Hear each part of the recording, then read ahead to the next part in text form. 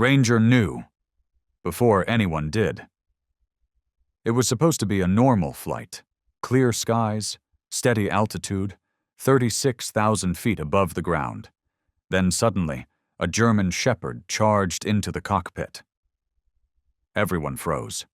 No one knew why, not yet. But then a strange signal popped up on the screen. Something new. Something wrong. Not a glitch. Not turbulence. Ranger had felt it before the machines ever knew. He wasn't trained to fly. He didn't know controls or radar. But he knew danger.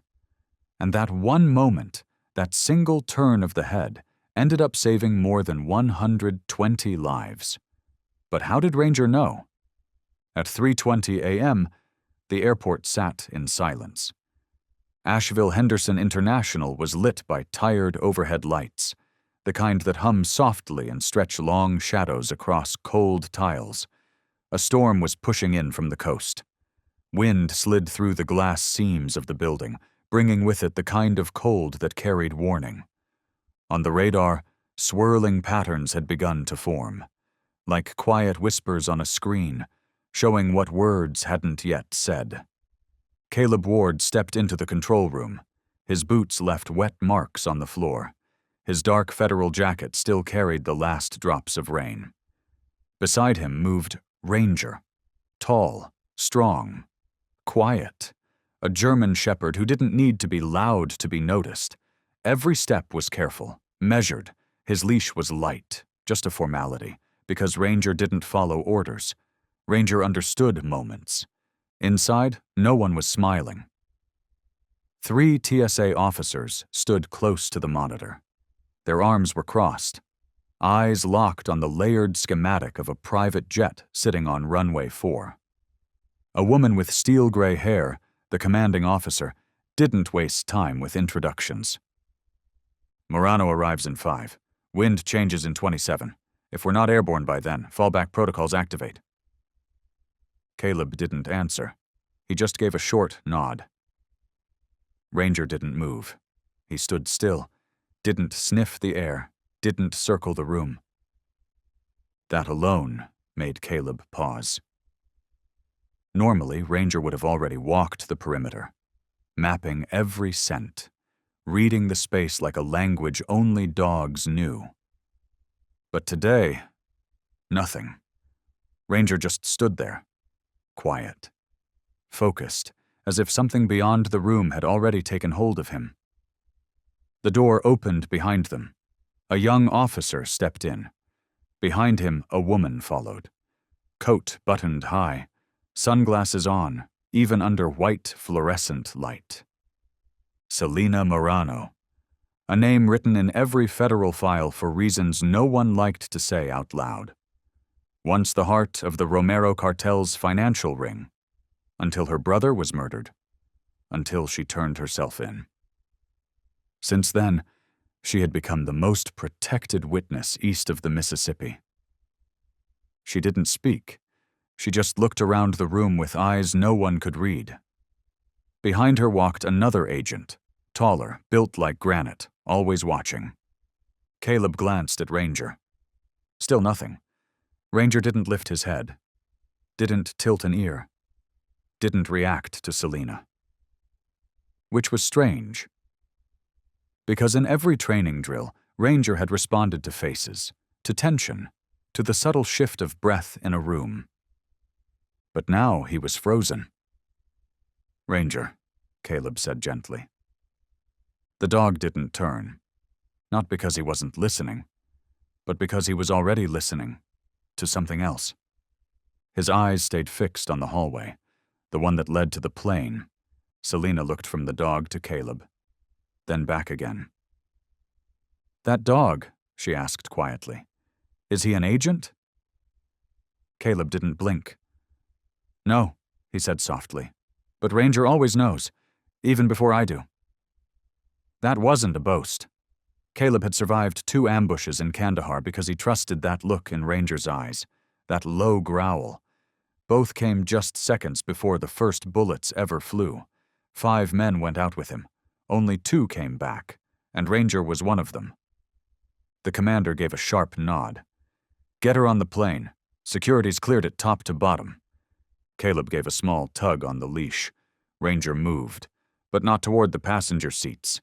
Instead, Ranger broke away. His steps curved away from the aisle and toward the cockpit. Caleb felt a chill crawl up his spine. He didn't ask, didn't speak. His hand slid quietly toward his waist, resting near the holster where his Glock waited. The cockpit door was open. Soft white light spilled from the control panel. No movement, no noise. But Ranger stopped at the threshold. His ears stood tall, his eyes locked onto a single point just left of the main console. The electrical hub. Caleb knelt beside him, gently placed a hand on Ranger's head. Spoke in the way he always did when things didn't feel right. "What do you see, bud?" Ranger let out a deep, short growl. It didn't echo. It didn't drag. It came from his chest, low and solid, just enough for Caleb to feel his grip tighten around the leash. Ranger never looked away. His muscles were taut. His ears pointed forward like they were reaching. His body dropped slightly, ready to respond to something only he could sense. Caleb stood still, then slowly took one step back. In his mind, only one thought remained. Something's behind that panel. The cockpit lights still glowed steady. The lead pilot was flipping through the pre-flight checklist. Everything on the screen read normal. No warnings, no vibrations. But Ranger wouldn't budge. Caleb took a slow step closer, not pulling the leash, just holding it gently. Ranger stayed fixed, focused on that same aluminum panel on the left. Smooth, clean, about the size of a toolbox lid. A ground crew member rolled by with a luggage cart, muttering, "We're already behind schedule." Another voice came fast behind him, a ground commander, walking with urgency. "We have 12 minutes to lift before the jet stream shifts. If we miss it, the transfer window closes." Caleb didn't answer. Ranger inched forward, nose nearly brushing the edge of the panel. Every breath came out as a smaller growl, as if he was pushing air out of his chest just to track a scent. Caleb had seen this before, when Ranger found explosives, when he caught the scent of gunpowder. But this time, Ranger didn't turn around for permission, didn't look for a signal. He just stayed. Still, as if someone or something was behind that wall. Caleb turned, locked eyes with a nearby technician standing near the emergency hatch. "You," Caleb said calmly. "I need a flathead screwdriver, short tip, and a flashlight. Now." The tech blinked. "What are you trying to open?" "That panel," Caleb pointed. "Ranger just gave a warning." The technician looked at Ranger for a second. His eyes showed doubt. But then he saw the federal badge clipped to Caleb's chest. He noticed the Glock, just barely visible under the coat. He didn't ask another question. He turned and walked off to get the tools. Behind them, the crew was clearly annoyed.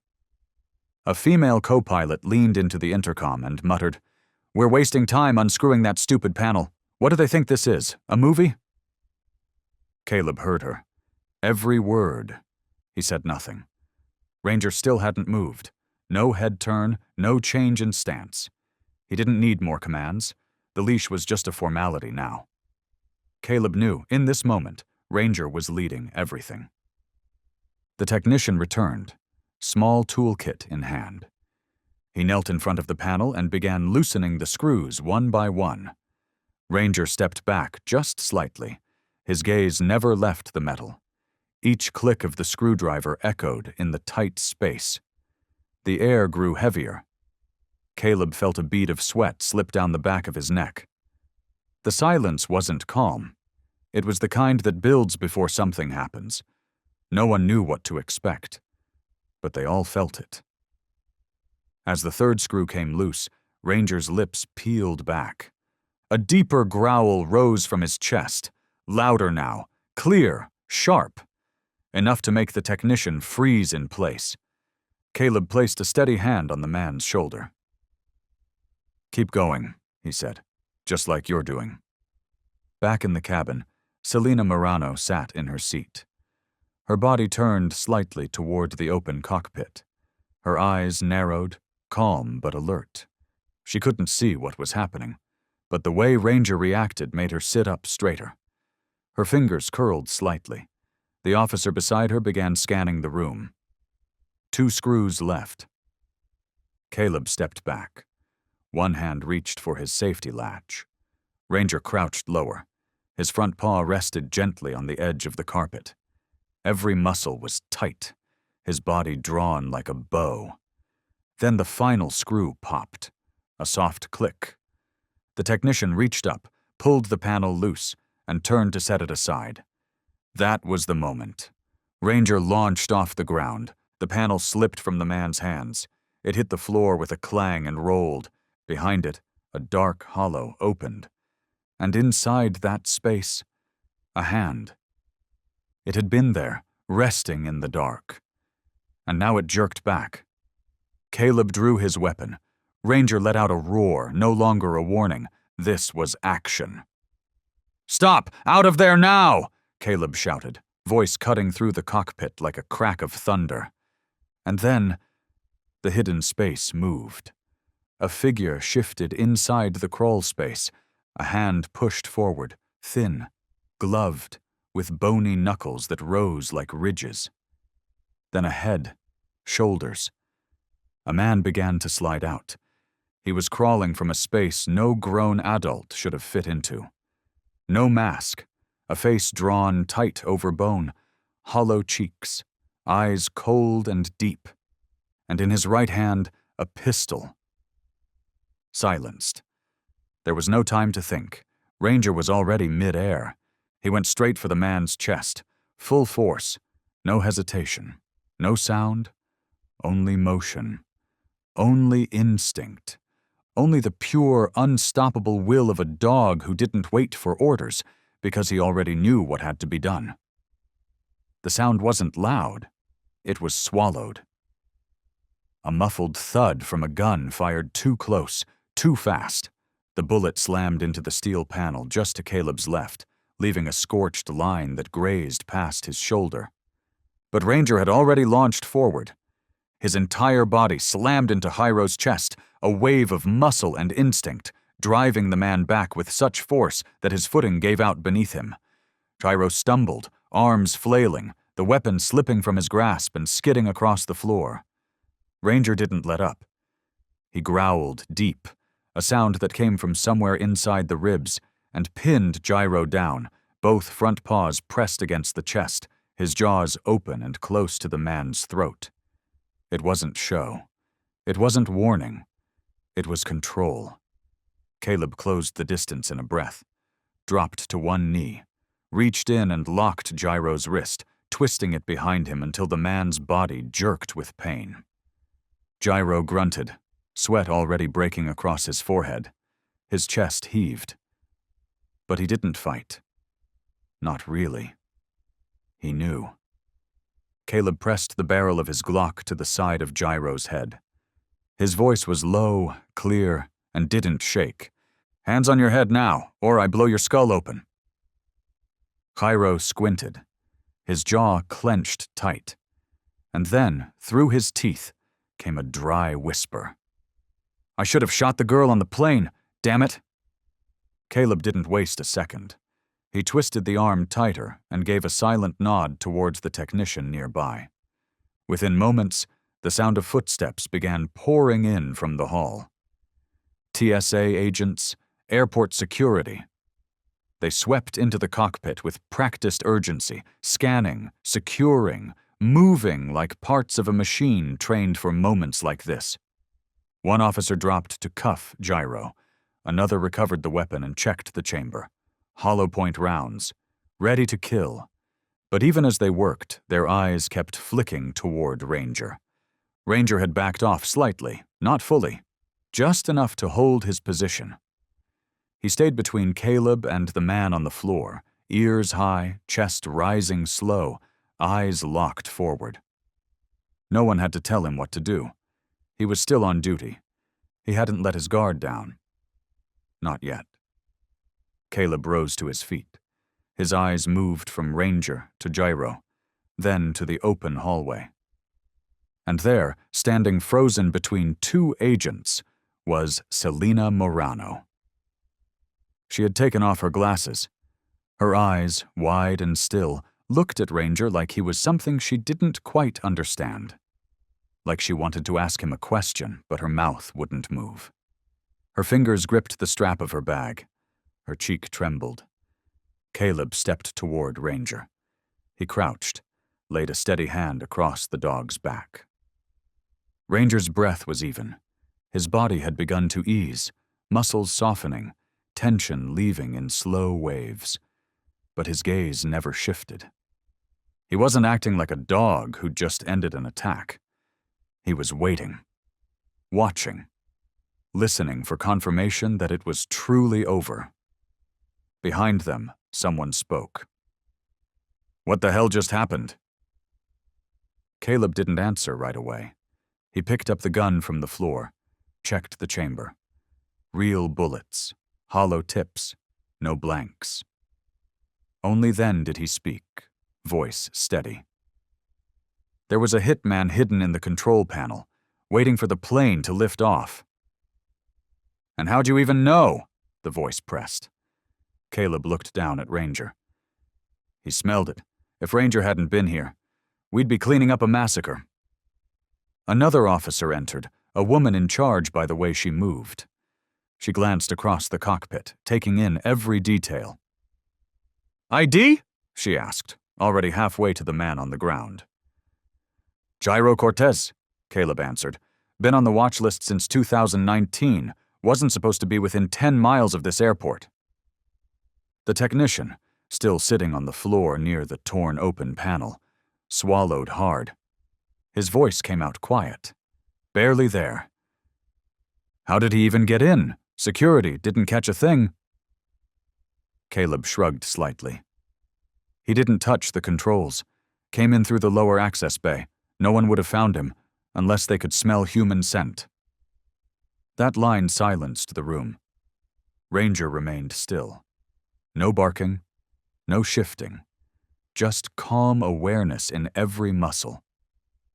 But his eyes, they had never left the danger. Not for a single second. Caleb didn't say anything more. He just reached down and ran a hand gently over Ranger's head. Ranger breathed evenly, eyes steady, still locked on the opening in the panel like he was waiting for something else to crawl out. Caleb could feel his own heart hadn't fully calmed. The rhythm in his chest still kicked in uneven pulses. But Ranger? Ranger had never lost control, not once. Gyro Cortez was pulled out of the crawl space behind the control panel. He wore a thin black shirt, his sleeves stained with oil. Sweat soaked his hair. Dust clung to his wrists. Caleb yanked the gun from his hand. The barrel was still warm. Ranger hadn't moved from his side. One paw still pressed against Gyro's arm, holding it there with quiet strength. Even with the fight over, Ranger didn't give him a single inch. As the cuffs clicked into place, Gyro didn't yell, didn't plead. He just turned his head toward Caleb and in slow, heavy Spanish, let the words fall like bricks into the quiet. That flight was never going to reach Chicago. The cockpit froze. One of the officers stopped halfway up the stairs. Selena Morano still stood near the door, her fingers tight around the strap of her bag. Her eyes locked on Ranger, unmoving. And for the first time, Caleb saw something shift in her gaze. Not panic, not even fear, but recognition. Like she was looking at something she hadn't dared to believe was real until now. The pilot took a step back. His face had gone pale. Down on the tarmac, The lead tech came running up the jet bridge. "We've halted all movement," he said, breath-catching. "Clearance is suspended. No one moves until the sweep team finishes." Caleb gave a small nod. No need for more words. Ranger had already done everything that needed doing. Shiro was led away through the side exit, hands cuffed tight behind his back. 2 agents held him by the shoulders. He didn't resist, didn't fight, just walked away like this was all part of his plan. Caleb looked down. Ranger had sat beside his leg. Calm now, breathing steady.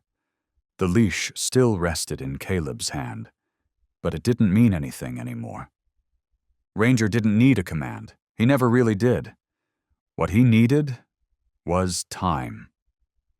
Time to move only when it mattered. From the other side of the room, a voice spoke up.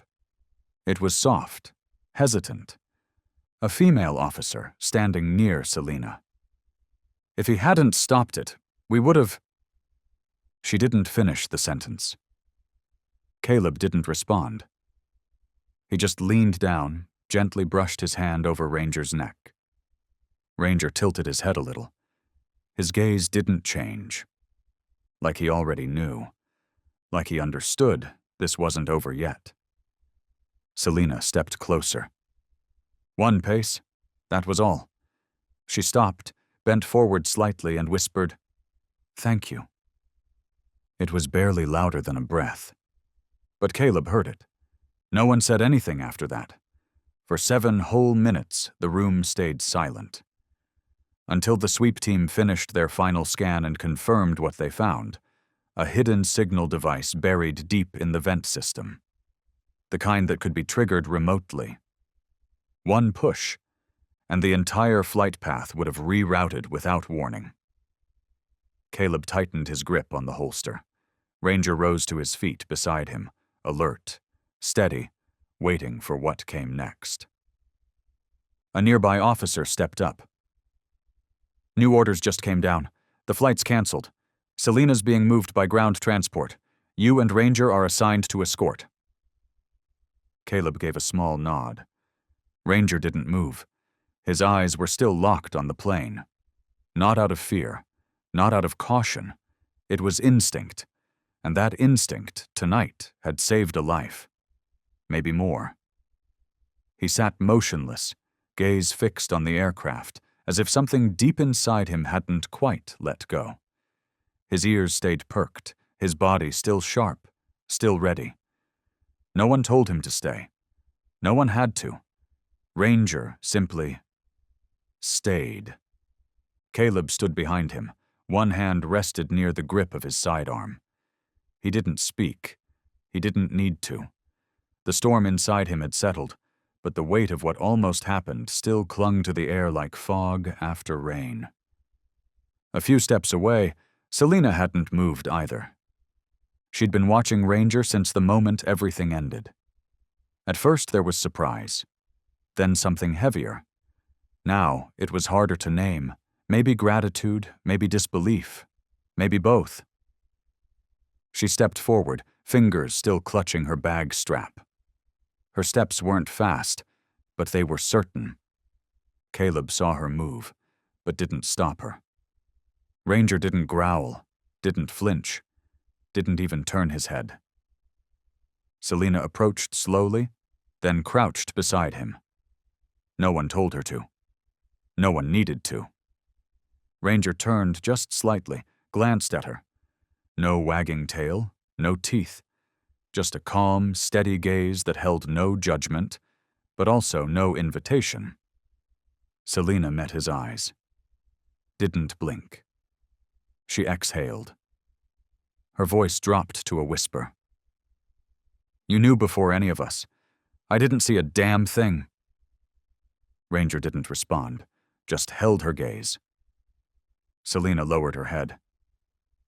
"If you hadn't been there, I don't know what would have happened." Caleb stepped closer. He didn't interrupt. Just stood at Ranger's side, silent. Watching. Selena turned to look up at him.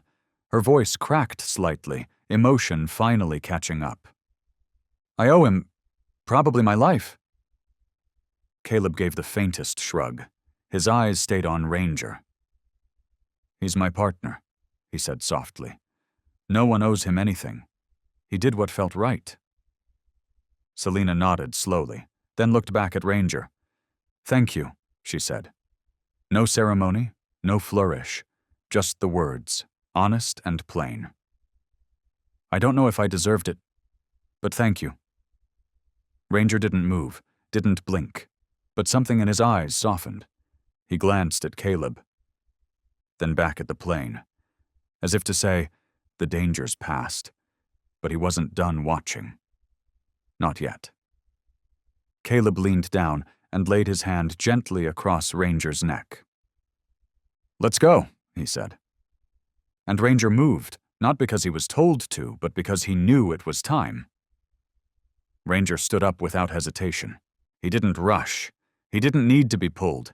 He just walked, one quiet step after another, right behind Caleb, like they were sharing the same breath. No leash tug, no command, just trust. Selina stayed where she was. She didn't follow, didn't move. She just stood there, watching the two shadows, one man, one dog, disappear beyond the edge of the cockpit, past the scattered tools and the open panel, leaving behind nothing but silence. There were no words in her head, just a feeling, a quiet, undeniable truth that somehow, in the middle of all this chaos, a dog had looked at her in a way no human ever had. And somehow he'd seen her, truly seen her, even when she couldn't see herself. Dawn hadn't broken yet. Inside the Federal Security Headquarters, the ceiling lights buzzed faintly, their glow cold and sterile, casting a pale wash across the long conference room. 2 rows of chairs lined the sides of a polished wooden table that seemed too quiet for what had just happened hours earlier. Caleb sat at the far end of that table. Right beside him sat Ranger. Ranger didn't move much, didn't shift. He simply sat, upright and alert, ears pointed sharp, eyes locked forward like he was still on duty. Because in his mind, he was. For the first few minutes, no one spoke. The room breathed only in silence. At the head of the table, a screen flickered.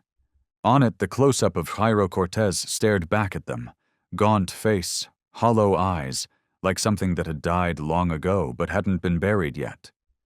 Beside the photo, a map of flight paths lit up in threads of blue and red, crisscrossing over the nation like veins under skin. Civilian and military routes alike. Each blink was a warning, a clue. Then came the sound of boots. Firm fast. A female intelligence officer, in full uniform, entered the room without hesitation. In her hands, a thick stack of documents, clipped clean and tight. She didn't greet anyone, didn't waste a word. She placed the folder on the table with just enough force to make heads lift, then flipped the first page. "We tracked Gyro's movements over the last 2 weeks," she said, voice steady.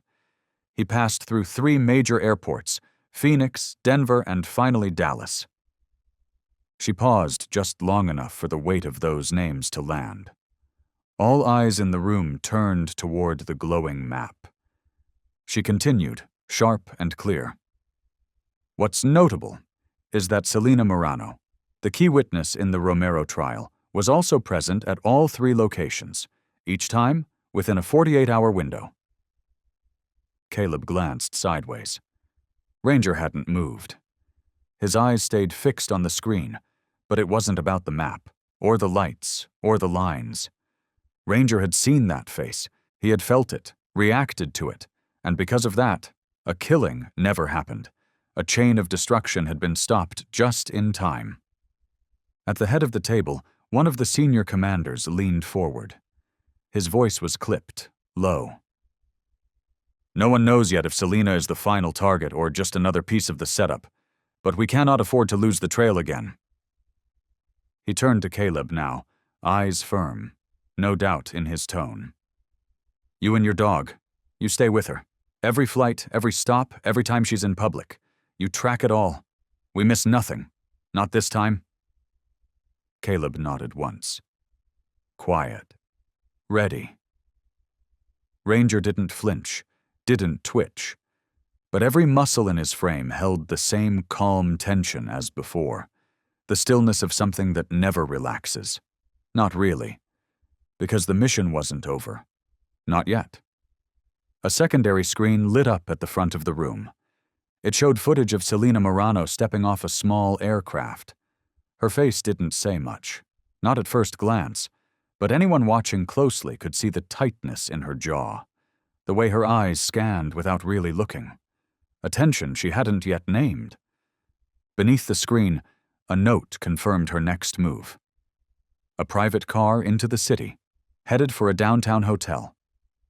One of the intelligence officers, seated to the left of the screen, leaned forward and flipped quickly through the file in front of him. Then he spoke. "We've reviewed all available security footage from the 3 airports where Gyro was spotted.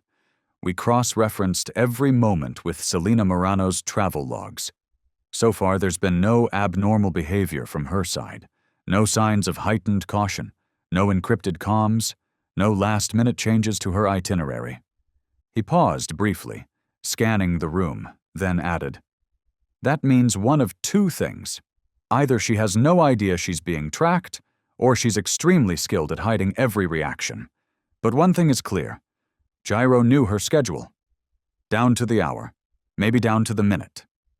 Across the table, another officer added, his voice steady and low. "And let's not forget, Gyro never worked alone. Back in 2019, during that mess in Guatemala, he was the point man for contact, never the planner, never the strategist. He was always someone's weapon. If there's a handler this time, they're likely still tracking her, even now, even with him in custody." Someone else chimed in, voice flat but sharp. "No indication she suspects anything, but Gyro had the entire route, and he wasn't acting solo." At the far end of the table, Caleb placed a hand gently on Ranger's shoulder strap. It wasn't a command, just a signal, a quiet way to say, "We're not done." Ranger didn't stir. His breathing stayed even, still grounded, still listening. The meeting wrapped after 18 minutes. Each tactical unit left with clear assignments. Caleb and Ranger were granted independent surveillance clearance, outfitted with remote ID recognition and real-time tracking updates. They were no longer just protectors. They were now the line no one else could see, but everyone depended on. Before exiting, Caleb turned once to look back. The room was still full of talk. People hovered over maps and files, voices low but urgent. It wasn't just a briefing anymore. It was the beginning of something bigger, a long-tail operation, one where no one was allowed to miss a step. And Ranger's name was the first they trusted not to. Caleb gave the leash a small, silent squeeze. Ranger stood calmly beside him, his head turned slightly toward the door. Hundreds of miles away, in a quiet analysis lab tucked deep in Langley, a technician unlocked a heavily encrypted drive recovered from Gyro Cortez's luggage. Inside, they found a single file. No sender, no label, just a plain interface and one line of text. Devices planted in 3 additional locations. Failure is not an option. Below it, 3 sets of coordinates. No explanation, no city names, just numbers. But the moment the team overlaid them onto the civilian air traffic grid, the truth became clear. And what they saw wasn't just concerning. It was a countdown.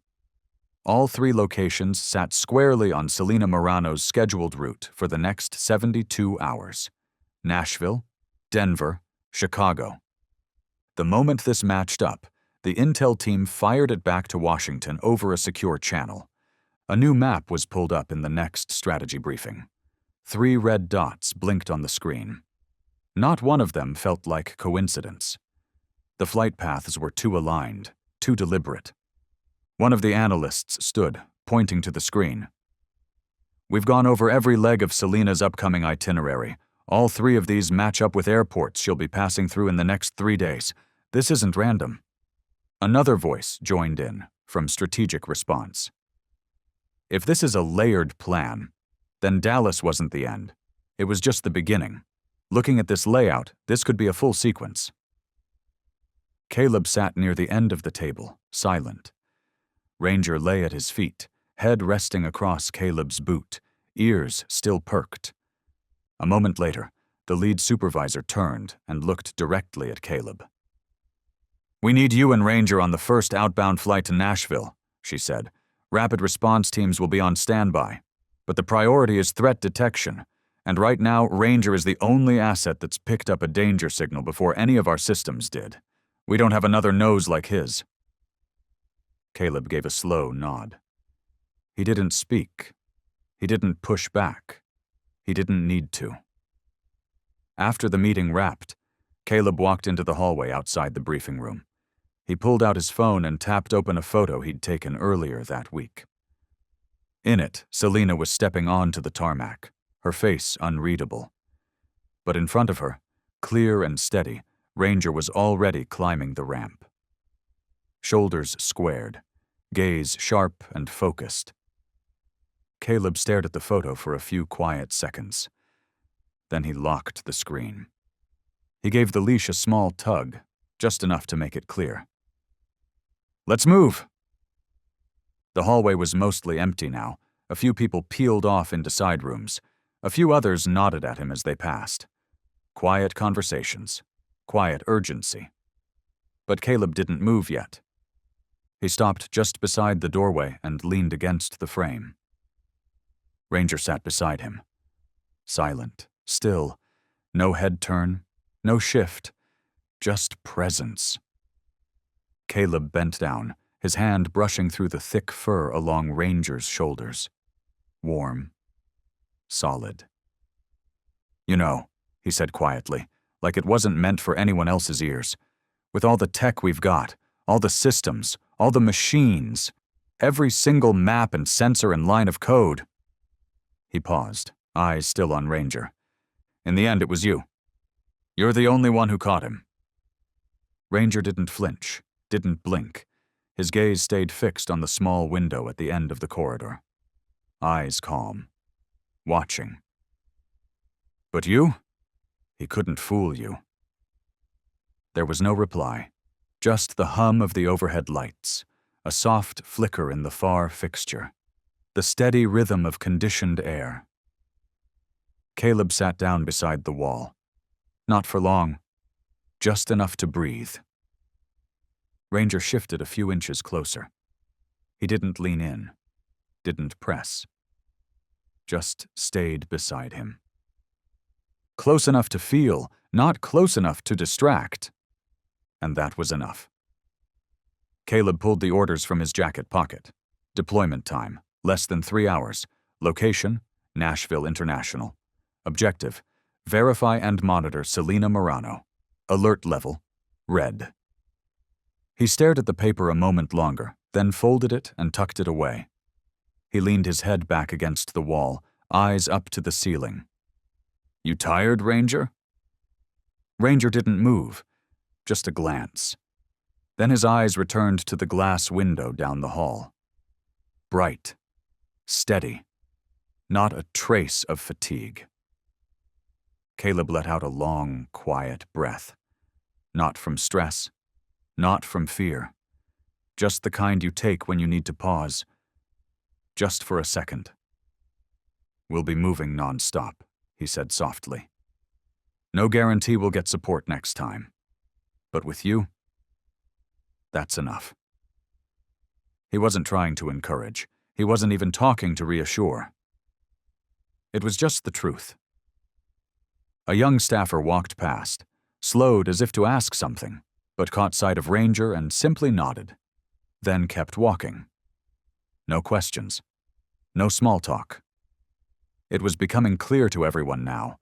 Ranger wasn't just tagging along. Ranger was the point. Caleb rose. Ranger stood with him. "Let's go." They walked side by side toward the end of the hallway, where the ceiling lights flickered more than they shone. No one watched them go. No one said goodbye. But every step they took had purpose. And just like every other time before, Ranger would be the first to step into danger. At Nashville International, the terminal was already marked for patrol. The tactical team had split and melted into the passenger flow, each taking up their assigned position, blending in, watching. Caleb wasn't in uniform, just a thin button-up shirt, dark jeans, a discreet earpiece. Ranger stayed close to his side. No muzzle. Leash wrapped once around Caleb's hand. From a distance, they looked like a security trainer on a routine inspection. But inside the command room, every single one of Ranger's movements was being watched. Selena was checking in at the main counter. 2 FBI agents flanked her, undercover, posing as fellow travelers. They didn't speak much, just scanned the faces passing by, every second, every glance. Everything looked normal, just a quiet morning. But everyone there knew, one wrong signal, and this place would flip upside down in an instant. Ranger didn't follow the crowd, didn't take the normal dog route like the others assigned to scan luggage and line flow. Ranger stopped cold as soon as they passed the second security gate. Passengers wheeled their bags around them, unaware. Caleb paused, too, lowering his head slightly. Ranger looked up, eyes locked in, no hesitation. Then Ranger turned, pulled slightly left, toward the auxiliary hallway that had been closed off due to electrical maintenance. Caleb tapped his earpiece. "Ranger's picking something up. I'm requesting a temporary hold on the East Wing access." A low voice replied instantly. "Copy that. Redirecting foot traffic now." Ranger moved forward, slow, deliberate, a few seconds between each step. No barking, no sudden lunge, just this low, steady prowl, head down, nose tracing the tile floor like he was reading it. Caleb stayed close, tension in his grip, eyes watching everything. They stepped into the dimmed hallway. Lights above flickered in a broken rhythm. Cold air, low hum. Ranger didn't stop. And whatever was waiting up ahead, Caleb knew one thing for sure. Ranger had already seen it, felt it, and now they were both walking straight toward it.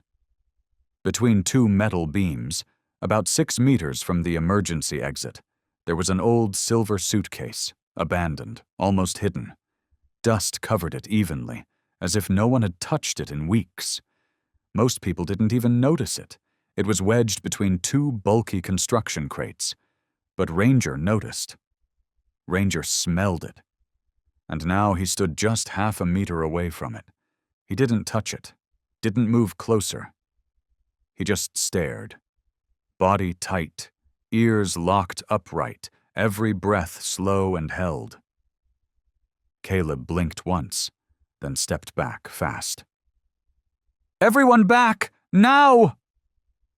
His voice rang out, sharp and loud. No time for questions. Nearby agents responded immediately. Passengers were rerouted. Within 60 seconds, a mobile security perimeter had been pulled into place, sealing the area. A bomb disposal expert was called on the spot. Ranger stayed where he was, eyes fixed, unblinking. Caleb dropped into a crouch beside him. He didn't touch Ranger. He didn't need to. He just watched the rhythm of Ranger's breathing. It was steady. That meant the explosive hadn't released anything unexpected yet. But whatever Ranger had picked up, it was enough to shift the mission from routine monitoring to full-blown emergency. Selena was moved quickly back to the secured room. As she passed by, she looked toward Caleb. He didn't turn around. Neither did Ranger. But the intensity of their focus, locked on that suitcase, was enough to send a chill through her spine. A few minutes later, the bomb squad arrived. Caleb's voice was calm in his earpiece. "Nobody touches it. Let Ranger confirm again. If it's real, we need to know who put it there." No one questioned him, not a single soul, because by now they all knew, without Ranger, that suitcase might have sat under the feet of hundreds of unsuspecting travelers. And what would have happened after? No one wanted to imagine. 3 bomb techs in gray suits entered the danger zone. One of them maneuvered a remote unit toward the suitcase. No hands touched it. Every lock clicked open in dead silence. Inside the suitcase was a single black-wrapped block. A square, tightly sealed. A probe slid in. Seconds later, a voice came through the radio. C4, timer attached, device is active. The entire control room froze. How much time? The commander snapped. 16 minutes, 43 seconds, the tech replied. Calm. Precise. We're attempting to disable in place. There isn't time to transport. Caleb stood just behind the barrier, both hands gripping Ranger's leash. Not tight, but firm. Ranger hadn't moved. Still watching. Ears slightly tilted, body leaning forward. Like he was ready, just in case. Caleb looked up at the countdown on the monitor. Seconds dripping away, each one carving out the line between life and death. One of the technicians exited the red zone. He pulled off his helmet and walked over to Caleb. He didn't raise his voice, but it was heavy when he spoke. If it weren't for your dog, the technician said quietly, this whole section would have been ash in 10 minutes. Caleb gave a nod, said nothing. Ranger didn't move either, but his eyes held a quiet, unwavering awareness. Everyone in that zone could feel it. Ranger wasn't just present. He understood. A soft sound broke through the stillness behind them. A young woman in an airport staff uniform approached quickly, eyes red, tears welling up. She stopped in front of Caleb, then lowered her gaze to Ranger. I'm sorry. I couldn't help it, she whispered, voice trembling. My dad served in Ramadi. He had a shepherd too, looked just like this one. Saved his whole squad from a roadside IED once. She crouched down, slow and careful, face to face with Ranger. Ranger watched her. Didn't flinch. Didn't move forward either. His expression softened just slightly, ears twitching as if listening beyond the words. The girl extended her hand and gently rested it on Ranger's neck. No pressure, no shake. Thank you, she said, eyes locked on his. Thank you for keeping this place from becoming someone's final stop. Caleb almost reached out to stop her, but paused. Ranger remained still. That small gesture didn't unsettle him. It felt right. Like something unspoken passing between two souls who understood danger, loss, and the weight of survival. In the distance, the bomb squad signaled completion. The device had been defused, each component separated. They even found a hidden micro-camera inside. A remote trigger, yes, but also a live feed. Someone, somewhere, had planned to watch the destruction. Caleb exhaled, long and slow. Ranger finally turned and walked toward him with calm steps. You did good, Caleb said under his breath, hand moving over Ranger's back. Once again, you saw it before anyone else did. And this time, no one questioned it. All around the check-in area, temporary barriers stood tall. The space was calm but heavy. Dispatch radios clicked out clipped updates. Security staff rotated shifts. A few travelers stood off to the side, murmuring questions about what just happened. But in that quiet corner where Caleb and Ranger sat, time slowed down. Caleb leaned forward, elbows on his knees, and let out a tired breath. Ranger's eyes stayed locked on where the suitcase had been. Ears up, head tilted just slightly. Not tense, but not relaxed either. Caleb glanced at him, voice soft and even. You just froze there. No barking, no pawing, no pulling. Just stared at that bag. And somehow you were right. Spot on. How'd you know, Ranger?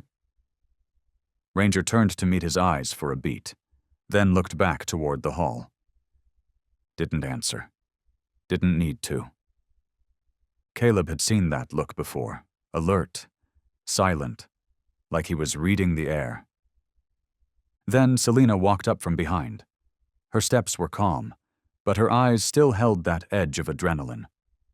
She didn't speak at first, just stood nearby, then slowly lowered herself next to them, beside the man and the dog who, once again, had been there first. What kind of bomb was it? She asked. C4, timed detonation. A few minutes later and this whole section would have gone up, Caleb answered, his eyes still fixed forward. Selina's fingers tightened into her palms. After a long pause, her voice dropped to a near whisper, like she wasn't speaking to him, but just trying to hear it for herself. How many more checkpoints? Caleb pulled out his phone, flicked through a list glowing softly on the screen. Denver and Chicago, both scheduled within the next 48 hours. Selina went quiet, then muttered, So there's 2 more chances? Caleb glanced at her. Each time it's a bomb, each time just before departure. They're trying to create chaos without leaving fingerprints. And only one Ranger, she said, shifting her gaze towards the dog sitting steady at Caleb's side. No cameras. No scanners, just Ranger. He's the only one who catches it in time. Caleb gave a small nod. He didn't need to say anything else. After a while, he rose, tugging gently at the leash. Ranger stood instantly. No command needed. Their rhythm didn't rely on words anymore. Selina followed behind. When do we fly out? As soon as they clear this section, Caleb said. Tonight we head for Denver, if nothing changes. The 3 of them walked out of the corridor. Overhead, one of the ceiling lights flickered once, then settled. Somewhere in the distance, the airport PA system crackled to life, announcing a delayed flight. Just another message in a day that was anything but normal. Ranger didn't look at anyone. Just walked, steady, focused. And it was enough to make Caleb believe whatever was waiting at the next stop, Ranger would be ready. He always was. Ranger climbed into the SUV first, moving with calm certainty. Caleb checked the back latch, confirmed the security lock, then slid into the driver's seat. Selina was assigned the rear bench, giving them all enough space to breathe. No one spoke as the armored SUV pulled out of the Nashville airport and merged onto the highway heading north to Chicago. Ranger settled in the footwell beneath the passenger seat, head resting lightly on Caleb's shin, eyes open, ears twitching. Caleb glanced into the rearview mirror once before shifting gears. Selina hadn't said a word for nearly 20 minutes. Her hands rested gently on her lap, her gaze fixed out the side window, watching the mile markers slip by like silent sentinels. Then she finally spoke. I know why they're after me, ChatGPT said. Caleb glanced at the mirror. Ranger's ears perked up. 3 years ago, Selina began, I worked as an internal control accountant for an investment fund in Houston. About a month into the job, I started noticing transactions being broken up and funneled through offshore shell companies, only to circle back under new names. She paused, but her voice stayed steady. Not too loud, not too soft, just clear. The data pointed to a financial group operating out of Guatemala. Big money, smart setup. I didn't feel safe reporting it through internal channels, so I passed the documents to someone I trusted, a friend doing financial crimes work out of Geneva. Caleb asked, Is he still alive? Selina answered quietly. He died 2 months later. The news said it was an accident, lost control on a wet curve, slammed into a guardrail. But he was careful. Tires were new. The road was dry. Caleb's fingers tightened on the steering wheel. Ranger raised his head, looked out the window, then rested again. I couldn't find proof after that. So I stopped. I changed jobs, changed my number, cut ties with anyone remotely involved. Selina turned back to face forward. Her voice sank a little deeper. But I still remember every detail. The cash flow structures, the routing codes, the names of the paper companies used just to spin the money. If you can recreate the records, Caleb said, we can match them. I need a whiteboard in a few hours, she replied. It's all still in my head. Ranger didn't move. His eyes were half closed, but his ears stayed tilted toward her voice. Caleb ran a hand gently along the back of Ranger's neck. Dallas was the warning, Selina said, and Nashville. That was the test. Caleb kept his eyes on the road but glanced at her through the mirror. They want you silent. And if those 3 points on the map are connected, then Chicago, that's the end game. Selina said nothing. Ahead of them, the sky was heavy with clouds. The first outlines of the city crept onto the horizon. Ranger stretched his legs, shifted slightly, but stayed in alert posture. We'll keep you safe, Caleb said softly. Ranger doesn't miss things. Selina looked down to where Ranger lay curled on the floorboard. My father had a dog like that, she said. Served in Mosul, never left his post, not during the day, not in the middle of the night. Caleb didn't respond. One hand on the wheel, eyes locked ahead.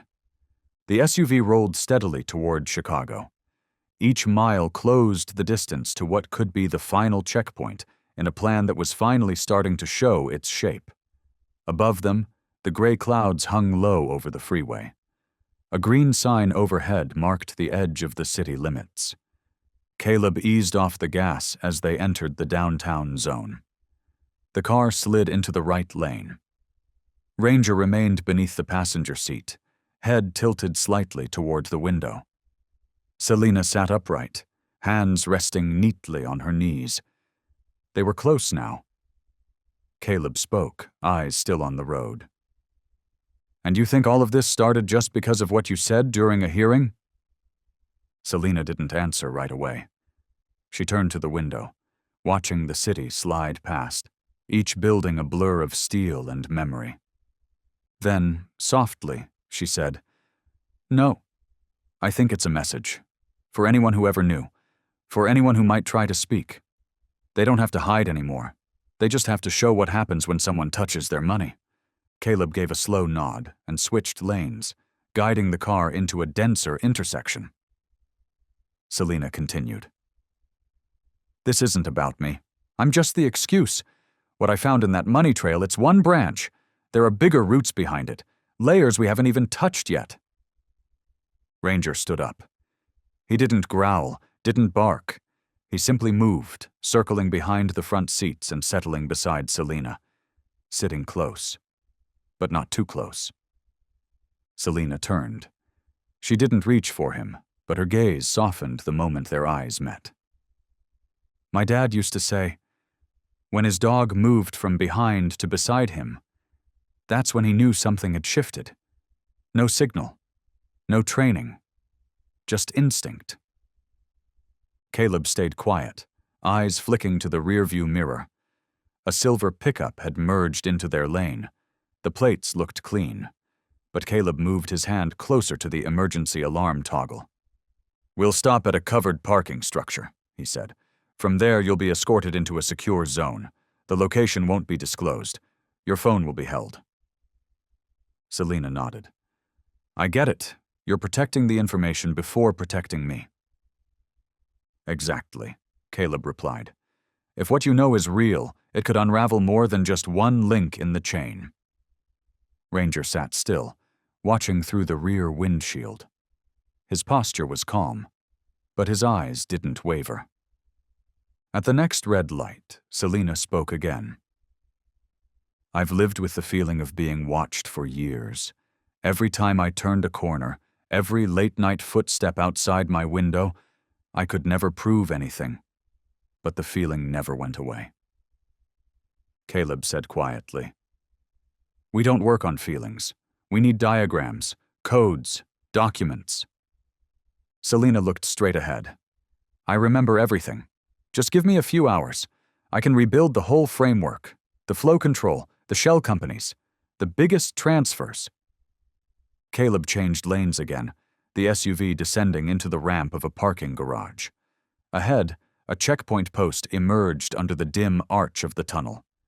The light above the gate flickered, waiting for clearance. And in that quiet, just before they reached the guard station, Ranger didn't move. But Caleb knew. Ranger already sensed. Something was waiting. Ranger turned his head toward the left window. His ears perked up. Caleb's fingers touched the leash at Ranger's collar. Ranger didn't flinch, but stayed seated, eyes locked on a car that had just pulled in from the opposite direction. Selina gently clutched the strap of her bag resting on her lap. Her breath shortened, barely audible. Caleb spoke in a low voice. This isn't about a hearing anymore. It's about something people would trade their lives to keep quiet. And it's also why a dog like Ranger is even here. Ranger stood up. He didn't move forward, but his gaze never left that car across from them. No other vehicles were in pursuit. The road ahead to the highway was clear. Late sunlight spilled onto the pavement in long streaks of amber and gold. Inside the vehicle, nobody spoke. But the silence wasn't calm. It was laced with alertness. Selina sat motionless in the back. Both hands rested on her knees. She looked at Ranger through the space between the front seats. Ranger didn't shift. He sat steady, ears still raised, eyes fixed forward. Then Selina spoke, slowly. I used to think leaving that organization would be enough, but the further I ran, the more I realized. There's no such thing as safe. They're in more places than I ever imagined. Caleb didn't look back. His reply was short. You're closer to danger now, but you're also closer to the truth.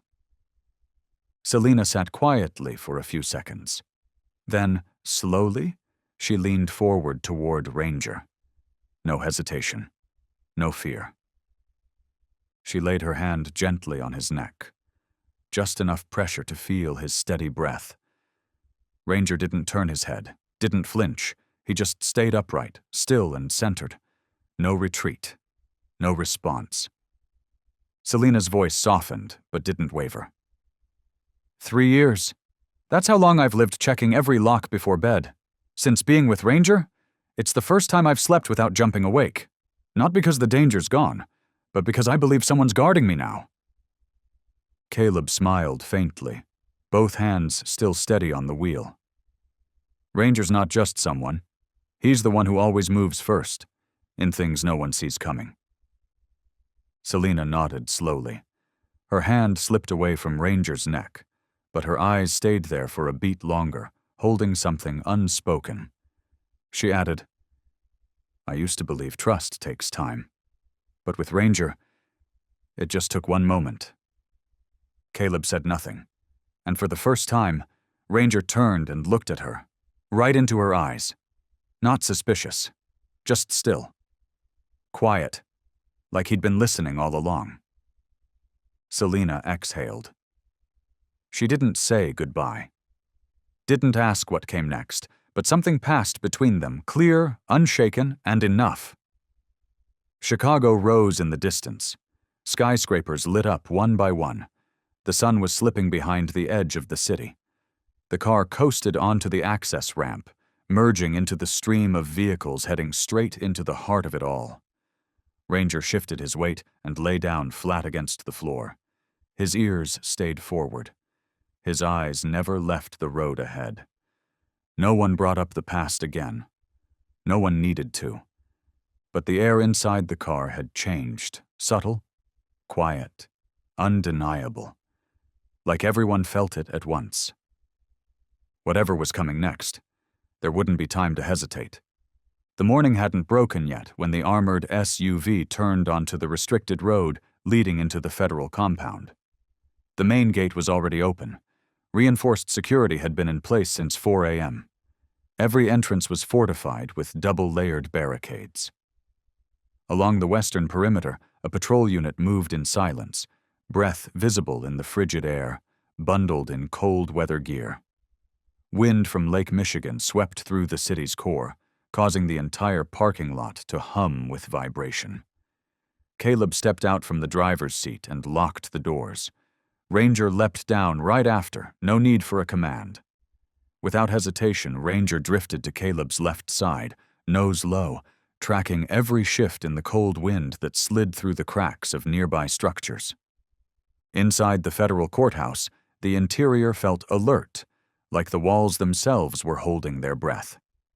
Tactical teams were already in position. The security system had been reprogrammed from scratch. Motion detection cameras were mounted across 3 levels of corridors. Portable scanners flown in from Washington ran in cycles across vulnerable points. Roof access was being swept by specialists. Every team had been ordered not to abandon their post unless told directly.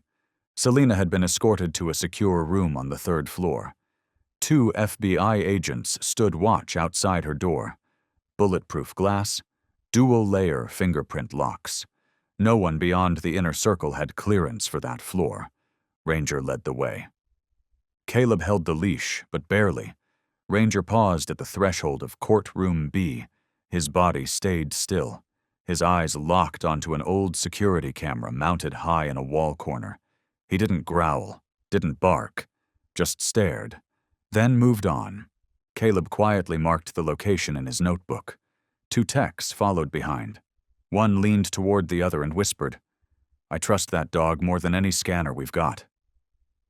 Ranger didn't react, just kept walking, sometimes veering toward a wall, nose brushing close, listening with his whole body. Caleb watched every pause, every spot Ranger noted aligned with known blind zones, corners the system couldn't reach. The corridor leading to Courtroom C stretched nearly 150 feet. The overhead fluorescents flickered, unable to fully light the path before dawn. Midway down, Ranger slowed and stopped beside a polished slab of stone wall. He stared at a row of locked file cabinets. Caleb approached and opened each one. Empty. Nothing unusual. But he marked the spot anyway. Next stop? The basement.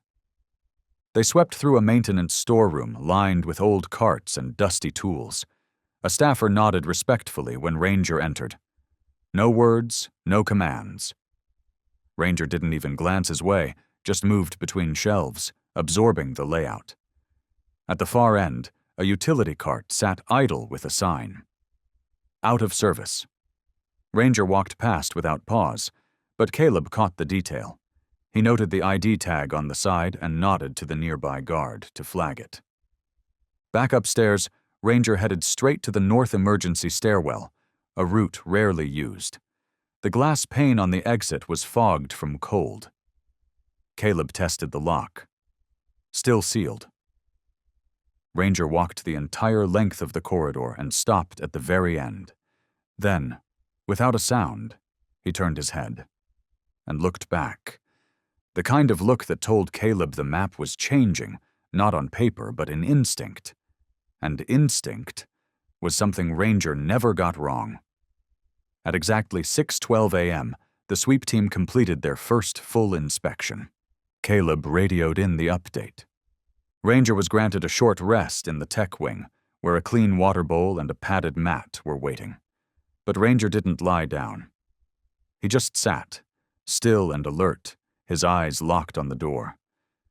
Outside, the snow had thickened. Temperatures dropped fast. The Weather Service issued an orange alert. Heavy wind, rapid snowfall, and potential localized blackouts before noon. Caleb glanced at Ranger, then pressed his radio. Commencing second sweep. Prioritize corridors A and B. Focus on all items delivered this morning. Ranger stood the moment he heard it. No hesitation, no repeat needed. He was ready. Outside, the storm slammed into the east-facing glass walls of the courthouse, whiting out the city skyline behind a wall of snow. Wind howled through the steel frames. Visibility dropped to near zero. Traffic lights across the street flickered, then blinked out completely. Inside, power flickered. Corridor A's lights sputtered. Some bulbs faded to dim amber. One camera monitor went black for a few seconds before returning in static bursts. Caleb pressed his earpiece tighter, walking towards the intersection between the two main wings of the building. And then he saw it. A janitor cart, freshly wheeled in from a side door, draped in a white cloth, a few spray bottles, gloves, folded trash bags. The custodian had just exited the area. Ranger approached, no growl, no bark. But he stopped 2.5 meters from the cart. Didn't move closer, didn't flinch. Just planted himself between it and the corridor. Caleb clicked his mic. Corridor A, verify the janitor's ID. Cross-check who entered with that cart. Ranger stayed locked in, ears pinned forward, body crouched low. He wasn't advancing, but he wasn't letting anything through either. Caleb reached for the taser on his hip. He didn't raise it, didn't speak to Ranger. Just took one step back, widening the space between them. Request EOD to Corridor A, Caleb said into his mic. Urgent. Repeat, urgent. A guard from across the hallway began walking over. That's when Ranger let out a low, guttural growl. It wasn't loud, but it was sharp, clear, enough to stop the guard cold. Caleb shouted immediately, "Hold! Don't take another step!" Ranger tilted his head slightly, still blocking the cart, his forelegs planted, unmoving. Caleb crouched low, squinting beneath the cloth. There, hidden beneath the mops and towels, was a rectangular object. Tucked too cleanly. Too precisely. It wasn't janitorial gear. It wasn't supposed to be there. The bomb team arrived in under a minute. A technician crouched, gloves tight, eyes focused. He reached beneath the cart, brushing aside the cloth, and froze as his fingers touched cold metal. C4, compressed trigger, timed detonation, not designed for high-impact damage, more likely meant to create chaos, the technician said softly. A nearby officer nodded. So it wasn't meant for Selena? Number, the objective might have been to split our forces and extract someone from the secure zone. Caleb stood near the wall, eyes still locked on Ranger. Ranger hadn't moved an inch. His back was straight, ears taut, breathing steady. The lockdown order came instantly. Corridors A and B were sealed off within 30 seconds. Steel doors descended from the ceiling with a thud, locking into place. Tech teams rushed to secure each surveillance node and power feed. Ranger remained at his post until the bomb unit began disabling the trigger. Only then did he ease back, his body language calm but focused. Caleb stepped forward and crouched beside him, laying a firm, quiet hand on the thick fur of Ranger's neck. Once again, Caleb murmured. Ranger saw it before any of us did. No one replied. The snow outside continued falling in heavy sheets. But inside the courthouse, belief in one K-9's judgment had become stronger than any official briefing. 12 tense minutes later, the bomb technician finally finished disarming the device. The verdict: a small-scale timed explosive hidden inside the base of a janitor's cart. No remote detonator, but the countdown had just over 8 minutes left. Not enough to bring down a building, the tech told Caleb, but plenty to stir panic. Smoke, fire alarms, mass evacuation, it would have drawn every guard away from the core. Caleb held the building map in his hands, tracing the narrow hallway between the hearing chamber and the technical access door. And if someone wanted to pull a witness out, Caleb said calmly, that's the breach they'd exploit. The officer beside him nodded. They planned to use the storm, the power outage, and the explosion as one perfect misdirection. It's not a bad plan. Caleb didn't answer. Ranger was back at his side now, still watching down Corridor A, motionless, unblinking. A coordination officer approached with a still frame pulled from the security feed near the tech wing, time-stamped 30 minutes earlier. It showed a figure in maintenance uniform pushing the cart through. But when cross-checked against fingerprint access logs, there was no match. The badge was fake, no data in the clearance system, the coordinator confirmed. Caleb exhaled slowly, one hand braced against his hip, the other resting near his belt. He looked down at Ranger. Ranger didn't bark, didn't twitch. He just stood, gaze fixed toward the end of that corridor, as if he knew something still wasn't over. Guard something he couldn't name, but understood better than anyone else in that building. The young technician's words still echoed faintly in the room, but no one added anything. No praise, no disbelief. Just silence, thick and reverent. Caleb knelt down slowly, one hand resting gently along Ranger's spine. "You saw it before we did. Again," he whispered. And Ranger stayed still, steady, breathing in calm, like he'd heard it all. Outside, the storm roared louder. Wind slammed against the courthouse windows, throwing snow in tight spirals. The temperature kept falling, and the city beyond those concrete walls was starting to blur behind sheets of white. Inside, the federal building held firm, but something had shifted. The senior officer's voice cut through the stillness. "The hearing will proceed on time. There can't be any more mistakes." Caleb nodded without looking up. Ranger took a quiet step forward and sat beside a cold metal bench, his breath slow, steady. The plan to extract the witness had been stopped before it even began, not because of a metal detector, not because of any alarm, but because a dog walked those halls like they were a second skin, listening, watching, feeling things none of them could see. And in that moment, nothing else needed to be said. Just a breath, just a look, and the quiet weight of trust passed, invisible between man and dog. Caleb tightened his earpiece, checked the sidearm on his belt, and nodded to the commanding officer. His new assignment had come through late the night before. Checkpoint lead at courtroom 4. Not a casual post, not one you stood in for ceremony. It was the threshold. Everyone passed through him, every face, every step, every breath. This courthouse in Chicago, it was more tightly locked down than any place Caleb had worked, not just because of what the files said, but because of what they didn't. The names that never showed up, the connections that no one dared trace, the stories still waiting in the silence between typed lines. Ranger walked close behind Caleb as they left the inner checkpoint. The storm still howled outside. Snow clung to the hallway tiles like frostbitten lace.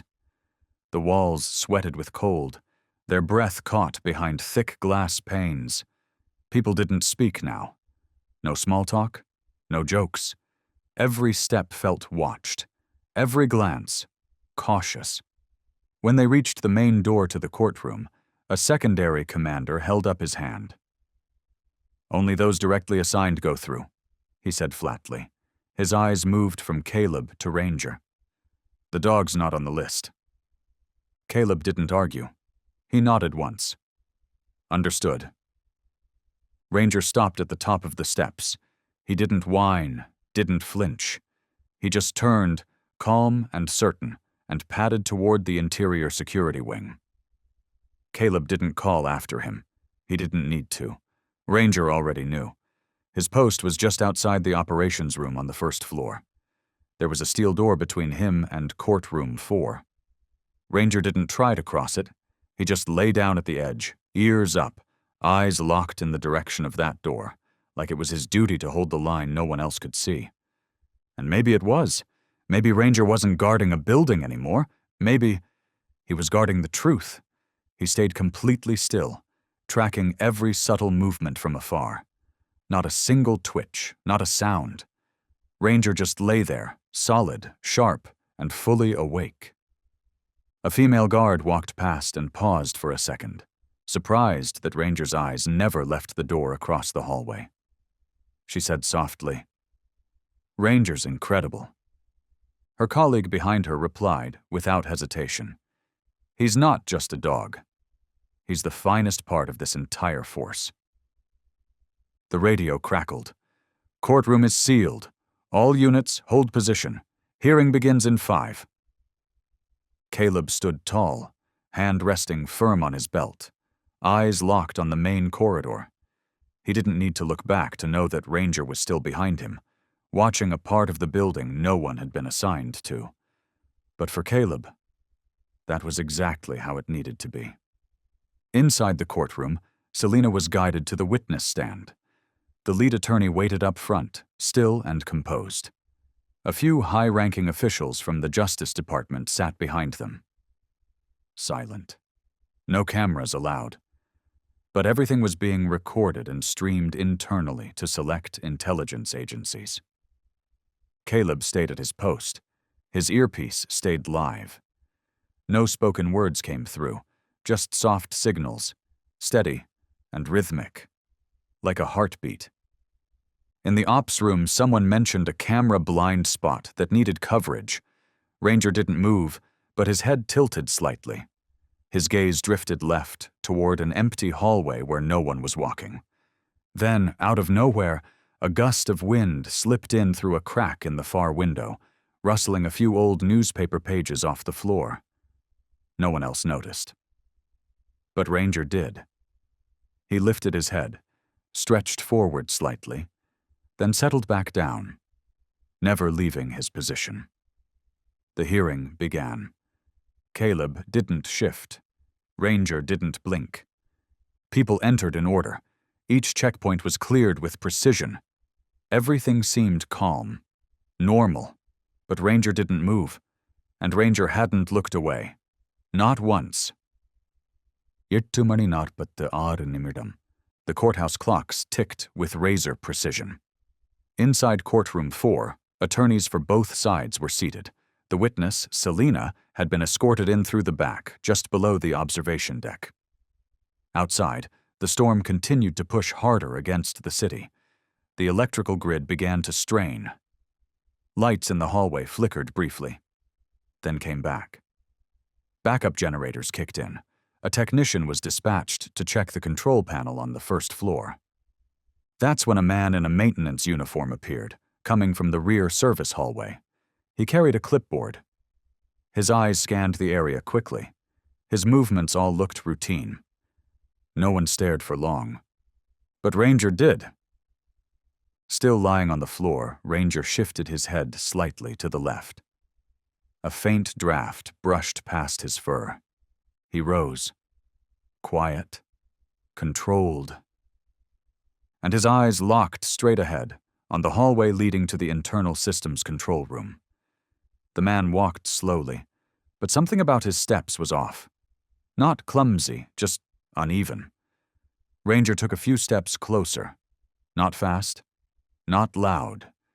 Every move stayed aligned with the man's path. No one gave an order. Ranger didn't need one. As the man turned the corner toward the technical wing, Ranger adjusted his direction. Still calm, still quiet.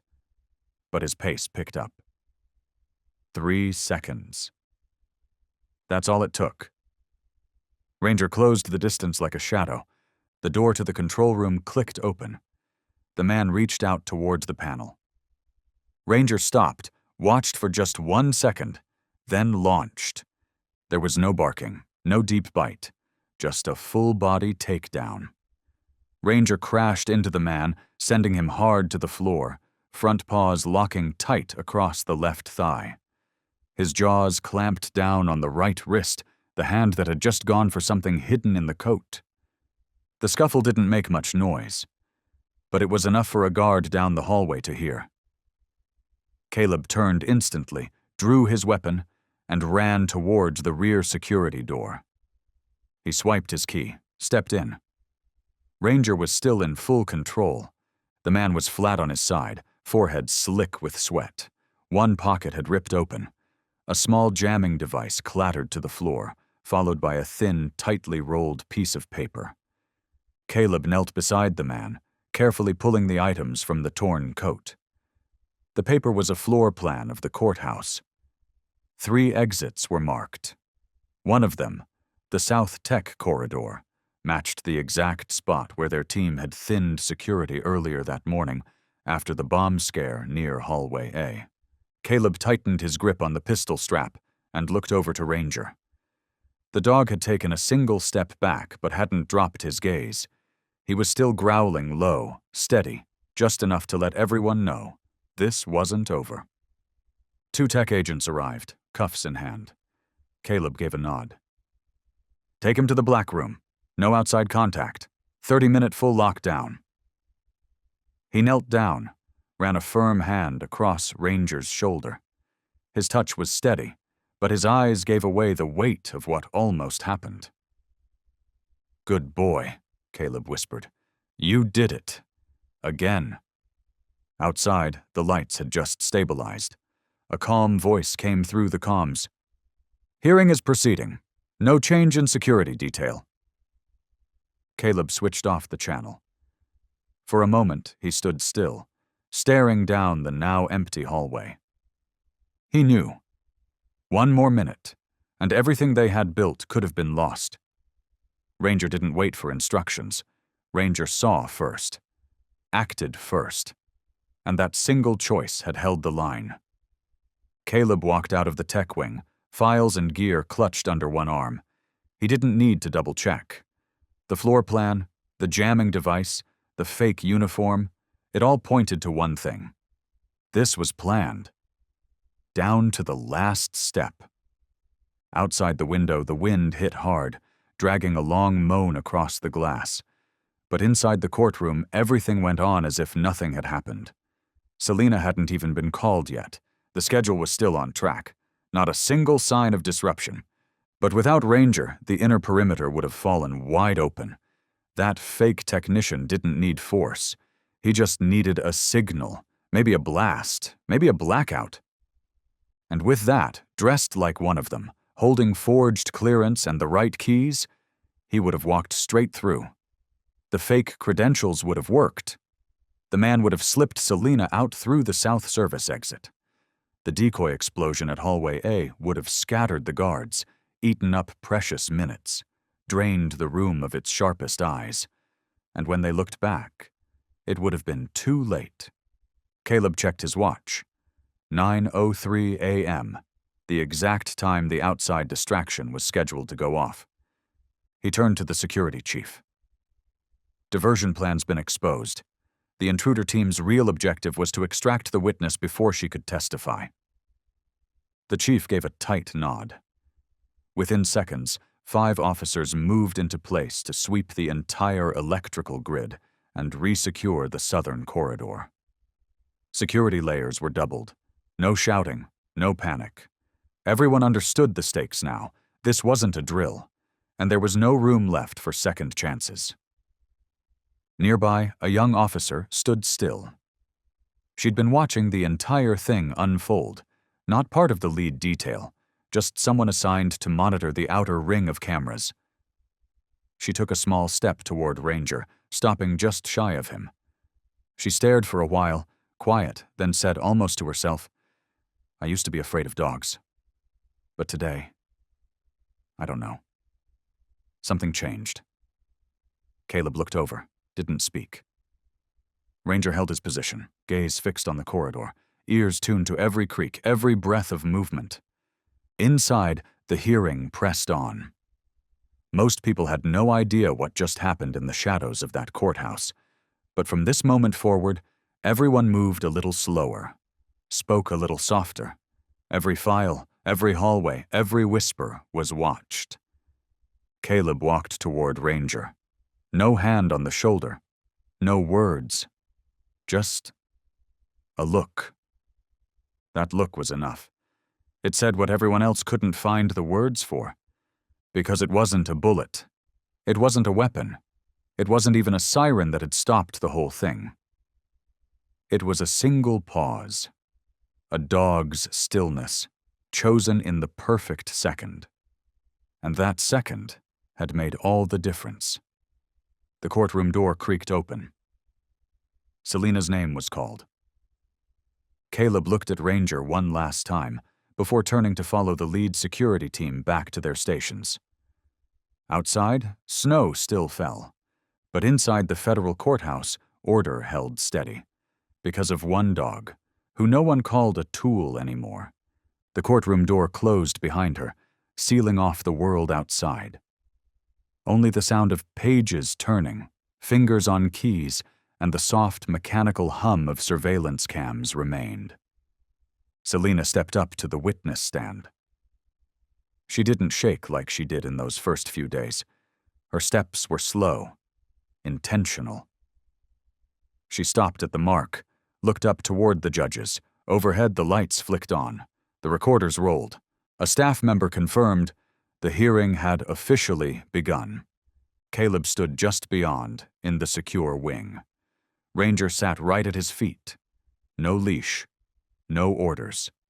Just there. One ear was tilted, always slightly towards the tech section. The other followed movement, slow and watchful, eyes scanning the room like he had lived here his whole life. And maybe, in a way, he had. ChatGPT said a man walked casually behind the last row of seats, nothing out of place on the surface. But Ranger tilted his head just a little. Caleb caught it. No words exchanged, just a quick glance to his teammate, and within seconds, the man was stopped. ID verified, assignment checked, everything was in order. He moved to the far corner without a word. But Ranger kept his eyes on him. At the witness stand, Selena adjusted the mic. Her voice was steady, quiet. "Where do I begin?" she said. "I used to think I was just another number in a massive system, but then I realized numbers like that can hide a lot." Fingers tapped faster on keyboards. The translator nodded slightly, confirming to the surveillance team. The entire security grid synced tighter with every sentence spoken. "I started working with the fund in my second year of college," Selena went on. "Back then, I didn't know who was really behind it. I just followed the instructions, signed the papers they handed me." In the tech pit, someone shifted, twisting his headset a notch. Ranger's ears flicked. Caleb tapped his earpiece once, a quiet signal to check the line. All systems stayed green. No one said a thing, but everyone was watching now. Selena paused, then continued, a little softer.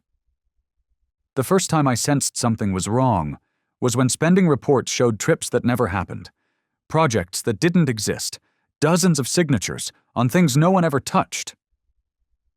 Her eyes dropped for a moment. Just a second. Just enough to catch Caleb's. Only Caleb noticed. Well, Caleb and Ranger. Ranger didn't move a muscle, but his eyes turned, slowly, toward the rear service door, the one they had cleared 2 hours ago. Caleb's hand went to his radio. His voice was barely above a breath. "Confirm rear corridor." One of the camera techs stood up and left his post, heading toward the back entrance, a third sweep. No alarms, just quiet diligence. Up front, Selena kept speaking. She began to describe the accounts, the money laundering, the way funds were broken up and moved through shell organizations and neutral middlemen. She said names, gave dates, spoke numbers without flinching. Some of the court staff stopped writing. No one had expected her to go this deep, but she wasn't here to skim the surface. She was here to crack it open. Selena reached into a thin file and pulled out 3 marked sheets, handed them directly to the oversight clerk. Financial statements, from 3 years back, all under the name of a harmless-looking non-profit. "I used to think it was just a rural medical aid program," she said, her voice lower now. "But it turns out, it was the first link in a global money laundering chain." She didn't blink, didn't stutter. And that moment, right then, something shifted in the room. This wasn't just testimony anymore. This was revelation. and somewhere beyond the courtroom doors, Ranger didn't flinch. But he was listening harder than anyone else. The soft hum of a printer filled the monitoring room as fresh pages rolled out. An FBI agent grabbed the printout, quickly comparing the contents to the documents Selena had just handed over in court. Selena's voice didn't shake. Not once. "This list includes unusual transfers I flagged within the first 6 months," she said. "All of them show signs of cycling funds through 4 accounts in Switzerland, then back through shell companies registered in Panama and Belize." She flipped to the next page and placed it flat on the witness stand. Names, companies, timestamps, even full account numbers. Everything was right there in black and white. Someone from the control area murmured, "This is multinational level stuff." Caleb didn't respond, but his eyes shifted, just slightly, toward the narrow hallway leading to the tech bay. Ranger hadn't moved. Not his head. Not his body. But one ear flicked. Just a little. But enough for Caleb to notice. Selena kept going, unbothered by what was happening behind her. She walked the room through fake contracts, forged approvals, massive deposits that disappeared within 48 hours, and business trips with full expense reports, despite no one ever boarding a plane. "For the past 3 years," she said quietly, "I've kept everything. I didn't dare go public. I didn't know who I could trust, not until I met the task force." Ranger shifted his paws. Just slightly. Still calm, still poised, but alert. Caleb adjusted his radio mic. No sudden moves, just a soft flick of the thumb. His eyes locked onto a technician sitting near the back row. That tech nudged his headset, then casually tapped his shirt pocket. Once. It was a tiny motion, one that most wouldn't even register. But Ranger saw it, felt it. He stood up. No growl, no bark, just a quiet rise. All attention now aimed at the man in the headset. Caleb moved left, slow and deliberate, not close, not threatening, just enough to open a path of containment if needed. He pressed a silent trigger at his waist. A coded signal was sent. Selena had no idea what was unfolding behind her. She just kept speaking. "I know these names," she said. "They aren't nobodies. Some were ministry advisors. Some former executives in state-owned corporations." Another guard moved discreetly closer to the technician. Ranger didn't move forward, but you could see it in his frame. His back had tightened. That coiled stillness. Waiting. Caleb glanced at his portable scanner. The lights blinked. There was a disruption. Someone was trying to interfere with the court's internal network. A tiny nod from Caleb to the nearest officer. The technician looked up, touched his headset one more time. That was all Ranger needed. He launched forward, fast, clean, silent. No hesitation. He cut directly into the technician's path, just as 2 guards swooped in from the sides. It was over in seconds. Caleb was already there, hands going straight into the man's inner pocket. Pulled out a slim broadcasting device, tucked under a sewn-in lining, and a map of the court's lower level. 2 side exits were circled in red ink. A perfect escape route, now compromised. Caleb held the device in his palm and looked over at Ranger. No one said a word. They didn't need to. Because once again, it wasn't the system that caught it. Not the scanners. Not the radio. Not the guards. It was Ranger, who had felt it before it even happened, who had moved before anyone else did. And today, it wasn't just the flow of money that got exposed. It was the quiet, invisible current, the one running just beneath the surface, interrupted only because one dog changed his breathing, just enough to save everything. ChatGPT said. Ranger lifted his head, ears flicking left. His eyes sharpened, like they'd just caught a movement no one else could see. Caleb followed Ranger's gaze. There were no footsteps, no alarms, nothing. But Ranger had already moved. He didn't wait. He stepped off his post and headed down hallway E, fast and focused. Caleb followed. No questions asked. He tightened his grip on the recovered transmitter and let Ranger lead. They stopped in front of a small side door. No clear markings, nothing to suggest it mattered. But just near the edge of the carpet, barely visible on the polished floor, was a faint footprint. It wasn't from any of their security team. Ranger sniffed the spot closely, then lifted his head. His tail lowered. His posture went still and certain. Caleb scanned his badge. The door opened. Inside was a temporary storage room, normally used during inspections. A row of files had been shifted out of place. A network cable had been extended, spliced with a hidden node. Ranger didn't charge in. He stayed at the edge, watching Caleb. His eyes were lit with clarity. Steady. Waiting. Caleb rested the device he was holding on a nearby desk, then turned toward the Special Operations team passing through surveillance. One nod. That's all it took.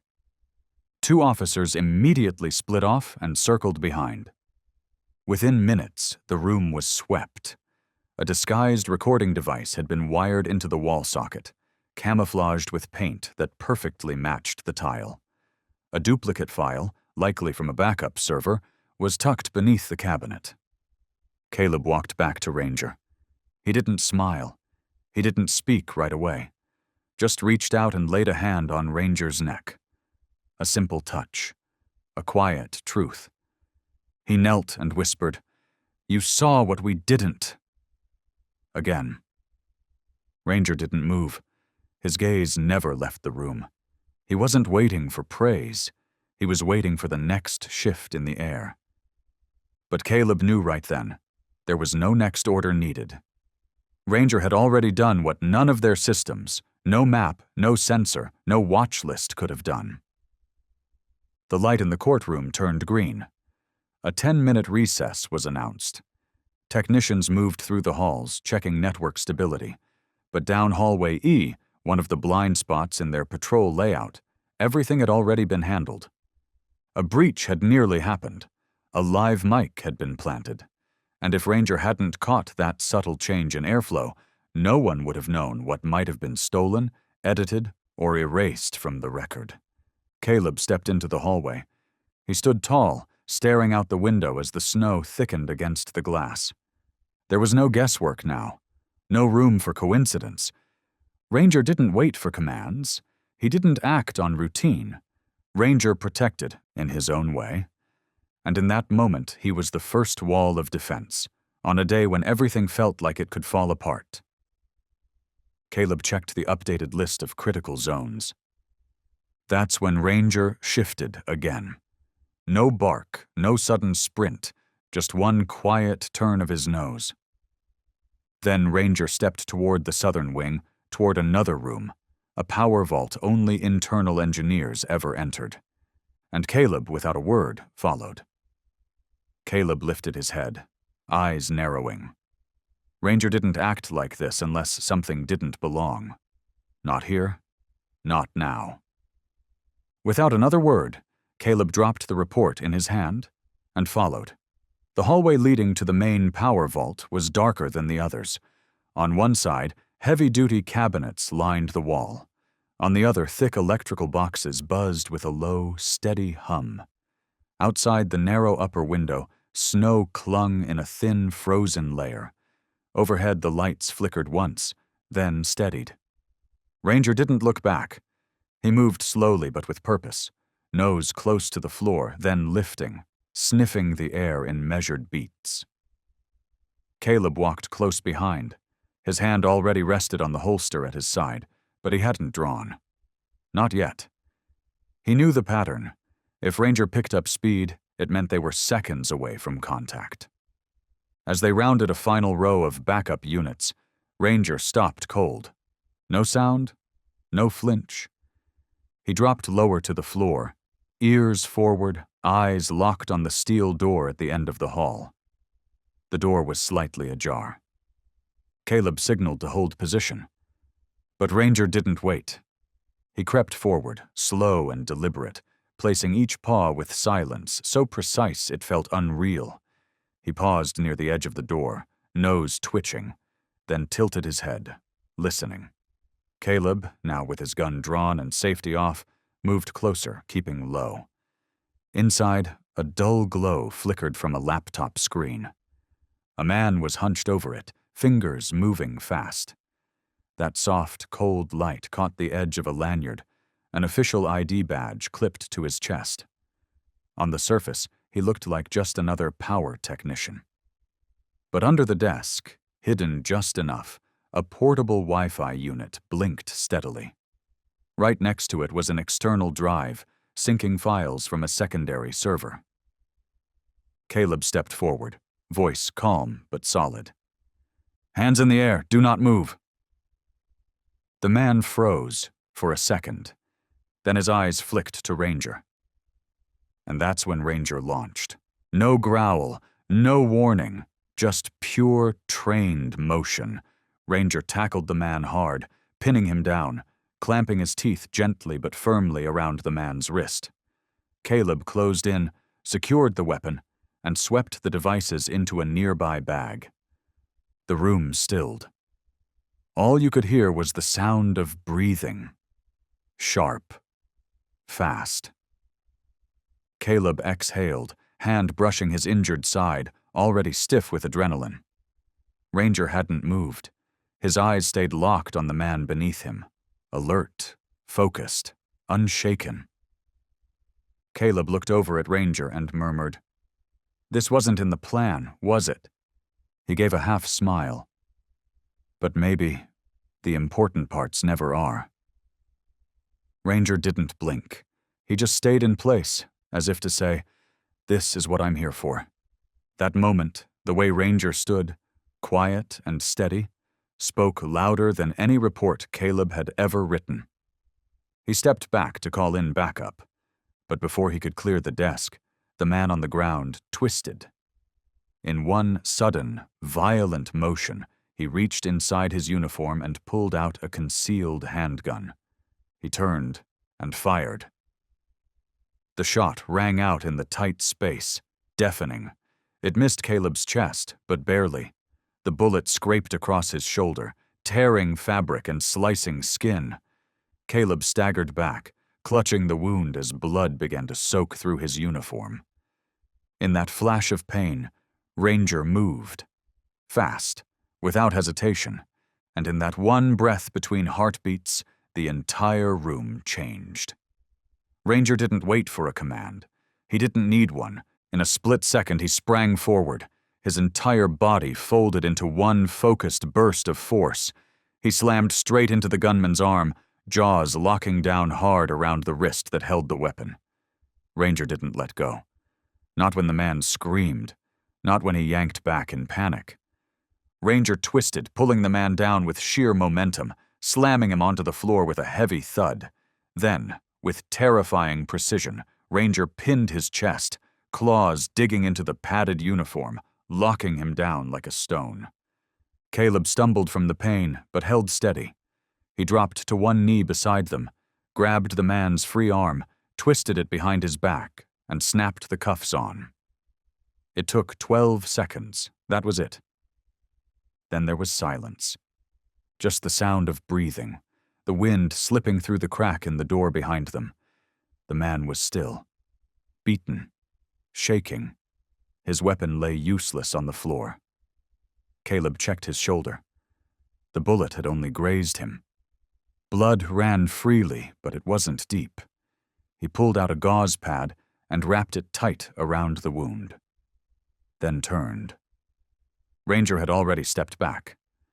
Now sitting against the wall, eyes locked on the man like a sentry that never blinked. One ear twitched, head tilted just slightly, watching, waiting, ready. Caleb gave a slow nod. "Good job, Ranger." His voice was rough, pulled tight by pain, but the look in his eyes said more than any words. He reached for his radio and called in the rapid response team. By the time backup arrived, the room had fallen still again. There was blood on the floor, a confiscated weapon, and one traitor lying flat, completely subdued. One of the younger officers who stepped in looked from the man to Ranger. His voice dropped, like he wasn't sure he was really asking. "This dog, did all that?" Caleb didn't answer. He just placed a hand on Ranger's shoulder, held it there for a moment, and then got to his feet. There was no need for praise, no need for celebration. Ranger already knew what he had done, and this time there was no doubt. Ranger had saved everyone, not metaphorically, not symbolically, literally. Caleb stepped out into the hallway, walking slow. His hand stayed pressed to the bandage at his shoulder, the pain pulsing steady beneath the fabric. His boots echoed gently on the tiles. No groaning, no drama. But his face, it had softened. The tension was gone now. Ranger moved beside him. Not ahead, not behind, just right there, keeping perfect distance, like he had always known where he belonged. They entered a small break room near the control center. Caleb sat down, reached for the med kit. The wound wasn't bad, but it made his right arm stiff and clumsy. He unwrapped the old gauze, wiped the blood away with antiseptic, then tied a clean roll around his shoulder. Ranger didn't look at him. Ranger was watching the door, still listening, still breathing steady, still ready. But his eyes had eased.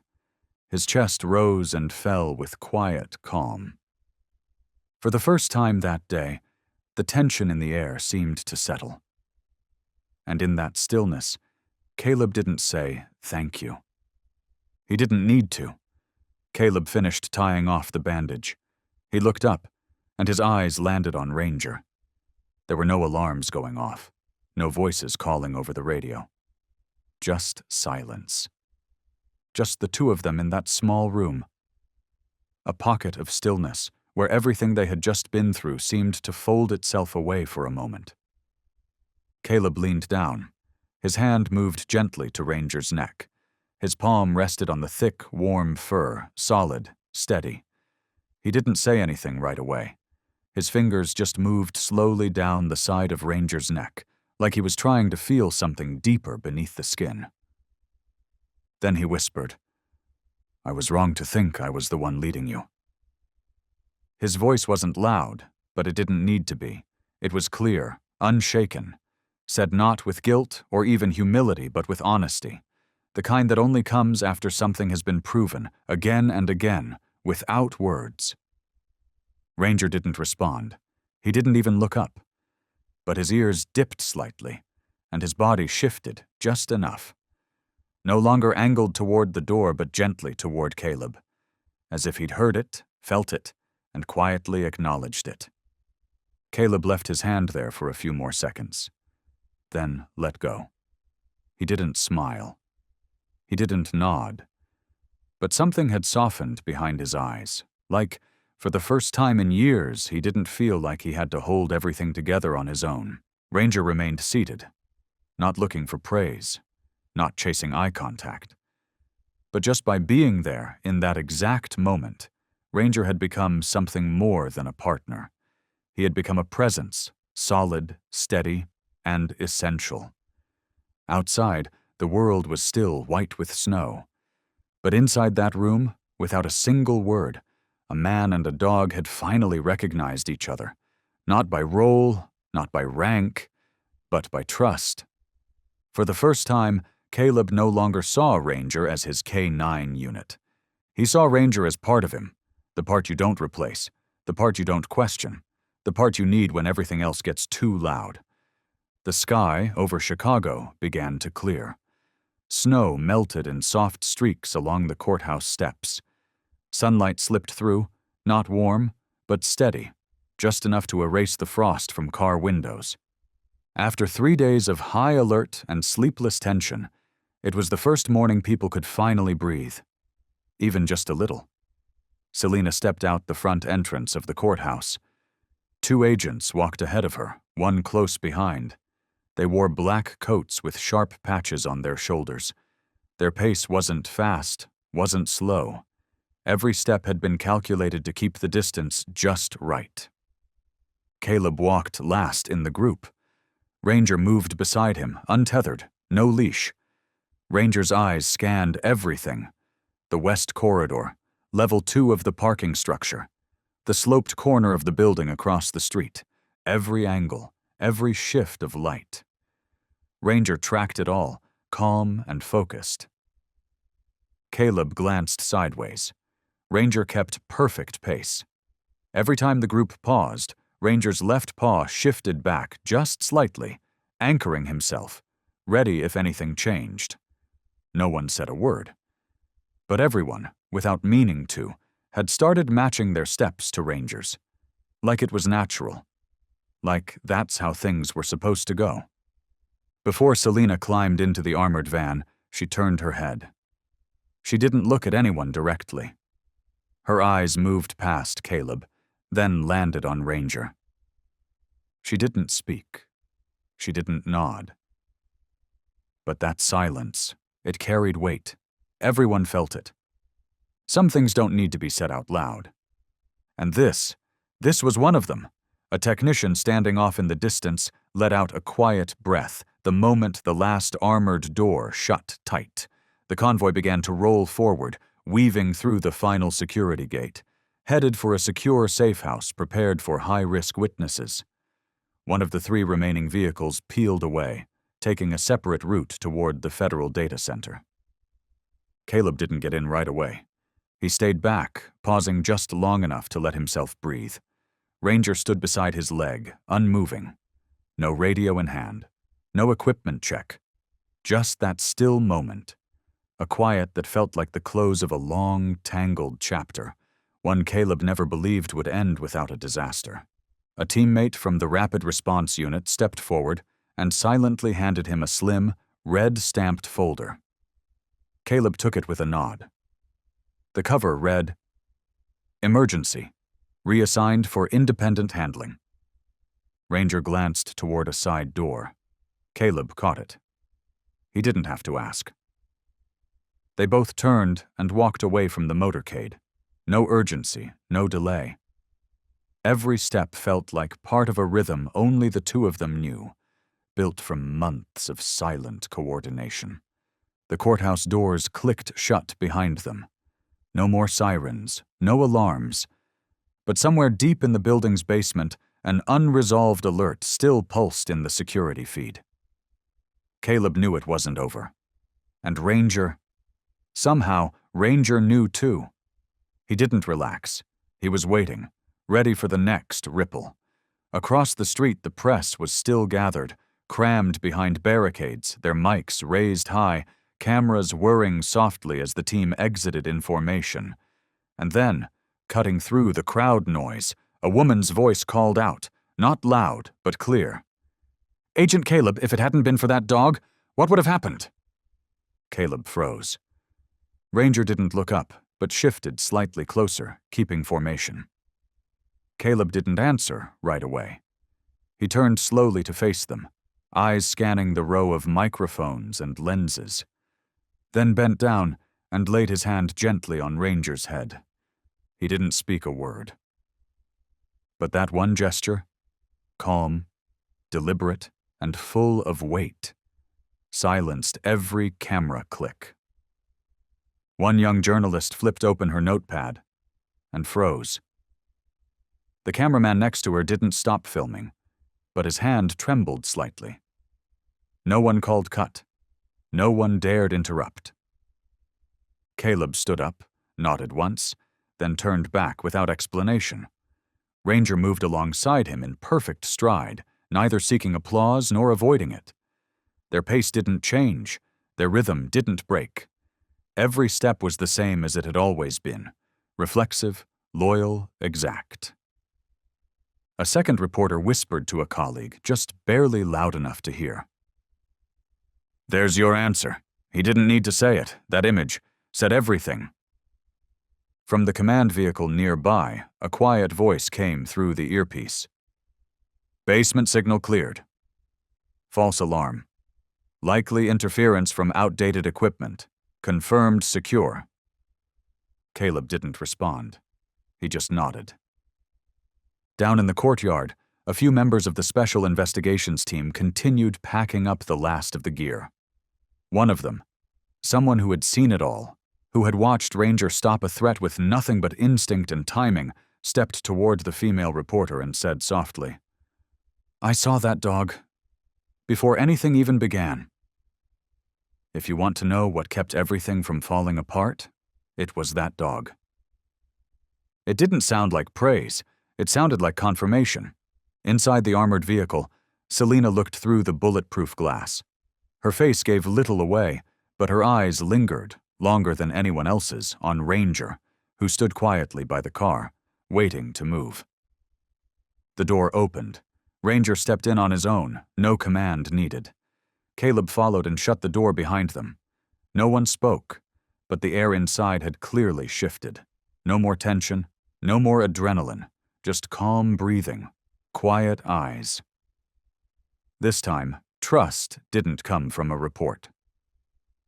In the corner of the onboard camera feed, Ranger sat upright, eyes focused outside. No adjustment needed. No questions. Ranger kept watch, as if the perimeter still hadn't closed. The vehicle door opened again. Caleb stepped out first, flanked by 2 security officers. Ranger remained still inside, waiting for Caleb's footsteps to hit the ground before he followed. No sound. No hesitation. Ahead was a short flight of steps leading up to the Federal Command Office. A few civilians stood at a distance. Several reporters filmed quietly from across the lot, not pushing forward, and yet every lens was focused on Ranger, not by order, not by planning, but as if drawn by instinct. Caleb didn't speak. He stopped at the second step, angled slightly to look at Ranger, who stood just one level below. Not waiting for a command, just waiting for something final. Ranger's ears dipped slightly, not in tension but in acknowledgement. He didn't raise his head. He didn't turn away. Ranger simply held his gaze, calm and steady, eyes looking upward. A media liaison handed Caleb a thin folder. He took it but didn't open it. Instead, he set it gently on a small hallway desk and continued to look at Ranger. No alarms. No new threats. No urgent messages. The operation was over. But Caleb didn't turn his back.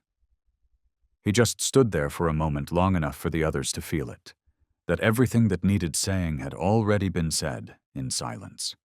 A reporter stepped forward a few paces, keeping the required distance, and asked quietly, "Agent Caleb, the question from earlier, if not for Ranger, what would have happened?"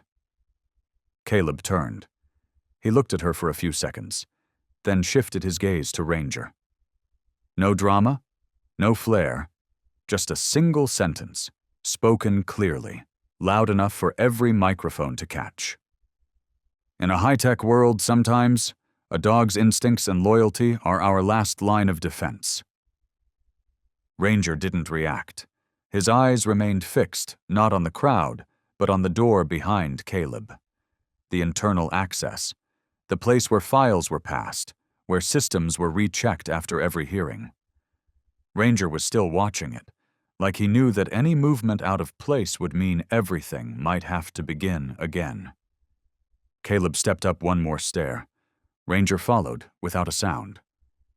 They stopped together just before the door to the Special Operations Office. No commands, no need. It was just a dog, doing his job.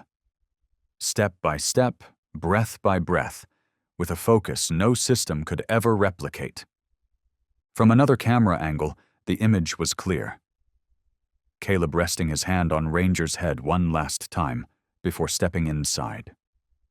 Ranger stayed behind for a few seconds, then calmly sat outside the door. No turning of the head, no shifting of the eyes, No one asked him to. No one gave instructions. But for those who had witnessed everything leading up to this moment, they understood the final line of defense was still in place. And its name was Ranger. Just a dog, maybe. But Ranger showed the entire team that vigilance and loyalty can change everything. No loud alarms, no dramatic gestures, just presence, always there, exactly when it mattered most. In an age where we place so much trust in machines and tech, there are still things that come from instinct, from intuition, from the quiet presence of a four-legged soul who never asks for recognition. Ranger's story isn't just about a mission well done. It's a quiet reminder that sometimes the thing keeping us from falling apart isn't data or commands. It's a glance, a pause, a moment of choosing to trust a feeling over a calculation. If you have a dog, look back at those times they just sat quietly beside you. That wasn't waiting. That was walking with you in their own way. And sometimes, that silent companionship is the only wall we have left standing. As the first snow of the season fell, Echo, the German shepherd, began doing something strange. Every night, he lay outside in the cold, eyes fixed on the small wooden shelter Lila had built for him. He didn't bark. He didn't sleep. He didn't go inside. He just kept watch, like something deeply important was hidden there.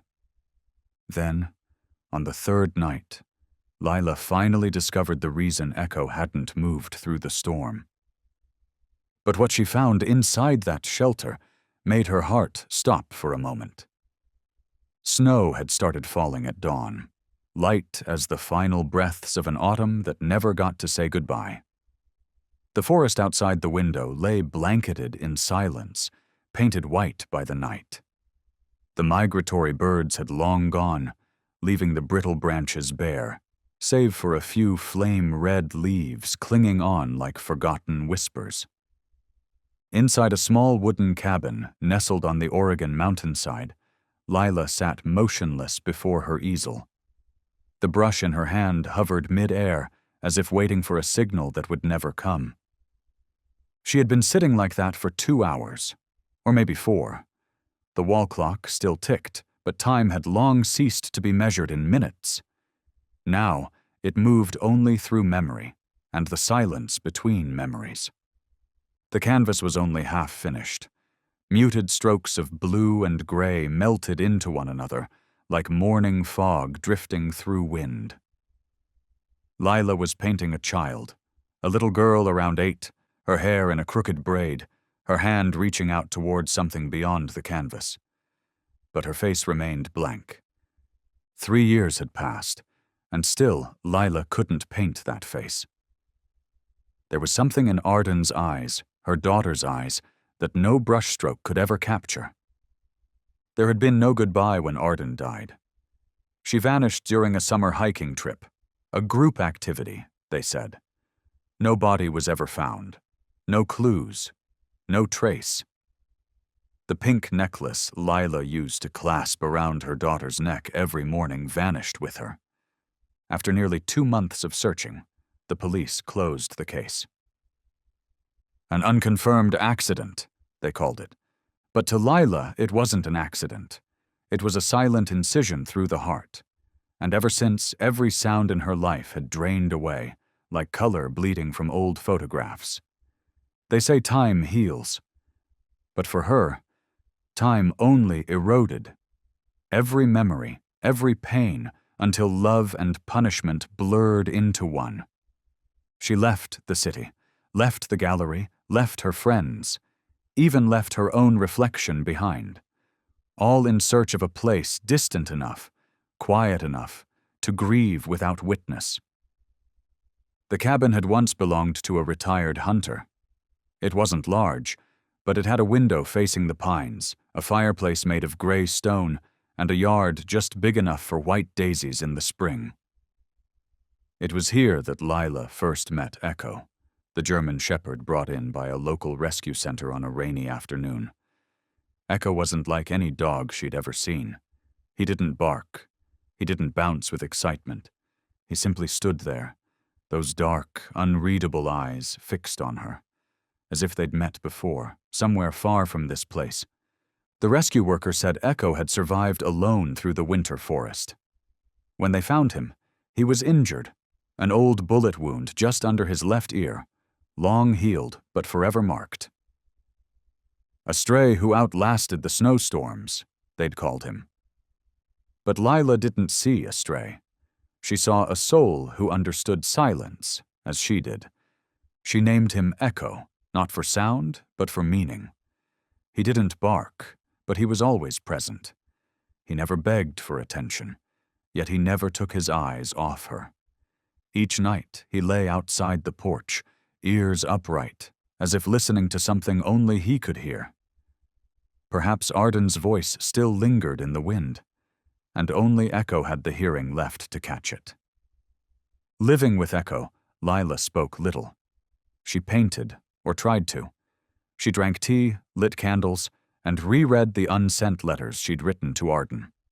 The snow came earlier this year. Echo didn't like staying indoors, but she'd built him a small redwood shelter, slanted roof, wool blankets, windscreen, the kind any dog owner would call a winter palace. He had slept in it every night, until this morning. When Lila pulled back the curtains, she saw Echo curled outside the shelter, his back dusted with a soft layer of snow. He didn't move. He didn't go inside. He didn't even flinch when she called his name. Her heart clenched in a flicker of panic. It took a few seconds to realize. He was still breathing. Barely. The snow didn't even fall off his back with each breath. She threw on her thick coat, laced up her boots, and stepped outside. Echo opened his eyes, lifted his head, and looked at her. There was no fear, no excitement, just the quiet gaze of a creature who had known loss. As she moved toward the shelter, Echo rose and stepped between her and the entrance. Head lowered. A soft, low growl rumbled from his chest. Not threatening, not afraid, just a gentle warning. For the first time, Echo had growled at her. Lila froze. A rush of betrayal swept through her, but only for a moment. Then she stepped back slowly. Didn't ask. Didn't insist. Echo remained there, in the snow, like a statue guarding something unseen. Back inside, she sat by the fireplace. Her hands trembled. The tea had gone cold. She turned to the unfinished painting, the eyes of Arden still blank. And now another pair of eyes haunted her. Echo's, silent, unreadable, filled with the weight of a forest keeping secrets. By midday, the snow had thickened, blanketing the porch roof and the narrow path that led into the woods.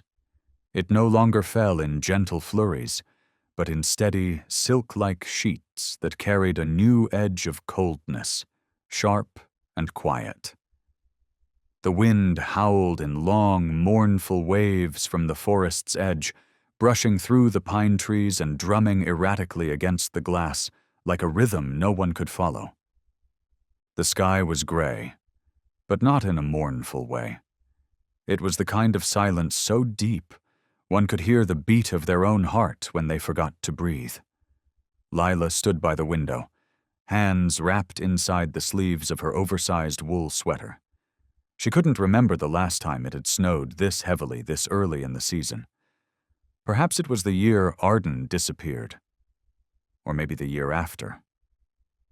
Time, for her, had dissolved into a colorless blur with no cover, no frame, just one endless stretch of blankness.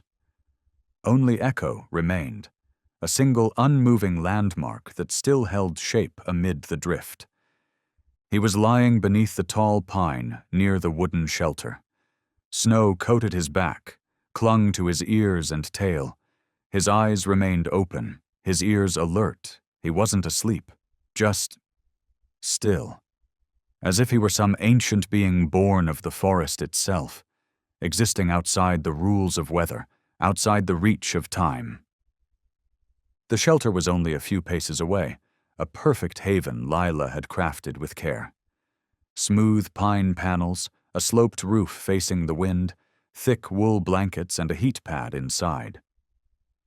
Last winter, Echo had curled up there nightly, sometimes retreating inside even before dusk. But not this year. For 2 nights now, Echo had refused the shelter. He lay outside, in the wind, in the cold, in a space where nothing lived but silence. Lila had checked the shelter.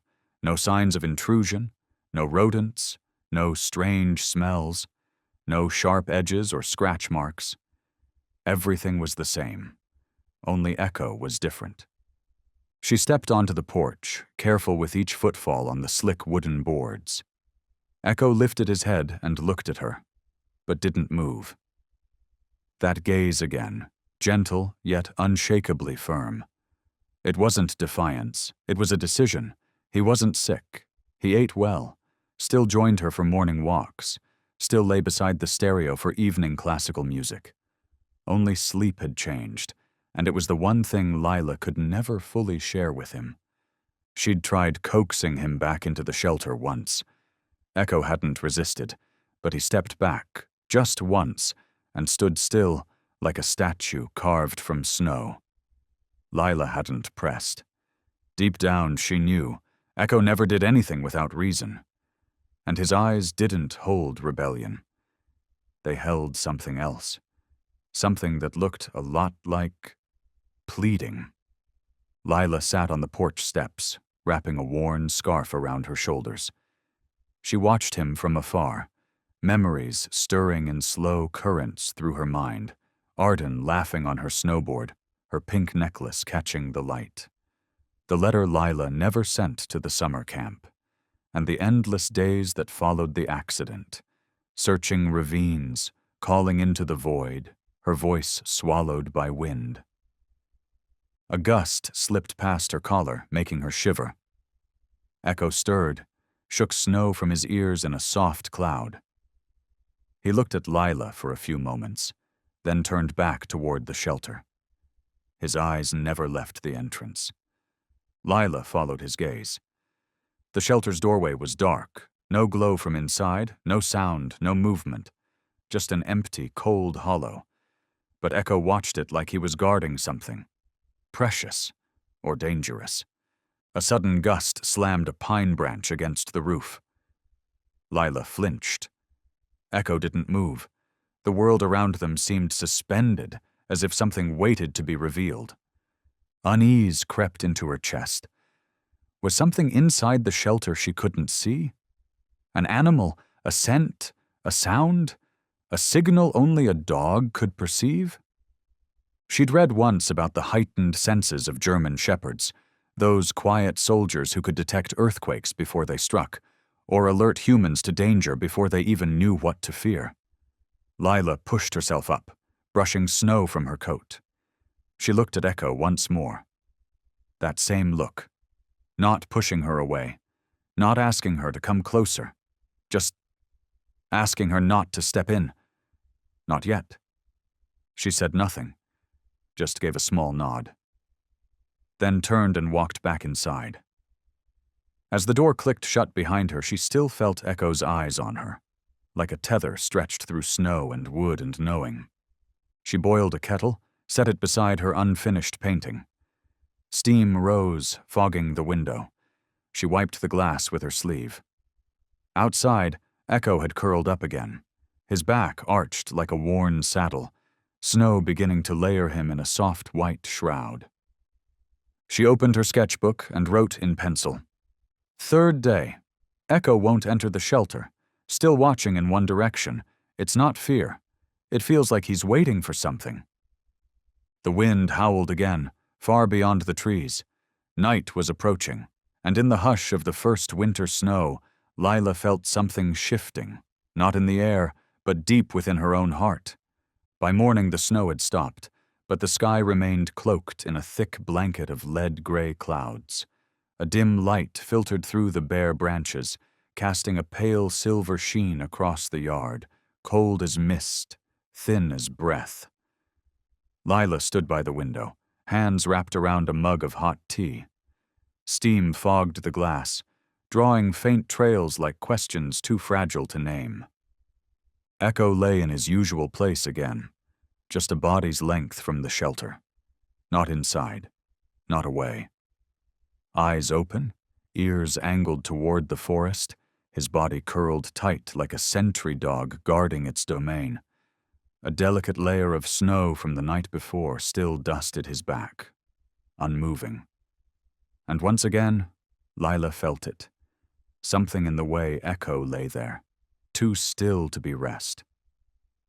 It wasn't sleep. It was a watch. She threw on her coat, slipped on her boots, and stepped outside. The snow beneath her had frozen into a brittle crust, crunching beneath her feet like dry branches whispering secrets. Echo raised his head at the sound of the door opening. Their eyes met, not startled, not soft like usual, but deep, ink dark, layered with something unspoken. Lila moved slowly toward the shelter. Echo didn't move. He watched her approach, ears tuned, body drawn tight like a bowstring waiting to release. Just as she neared the entrance, before she could bend down, Echo sprang up.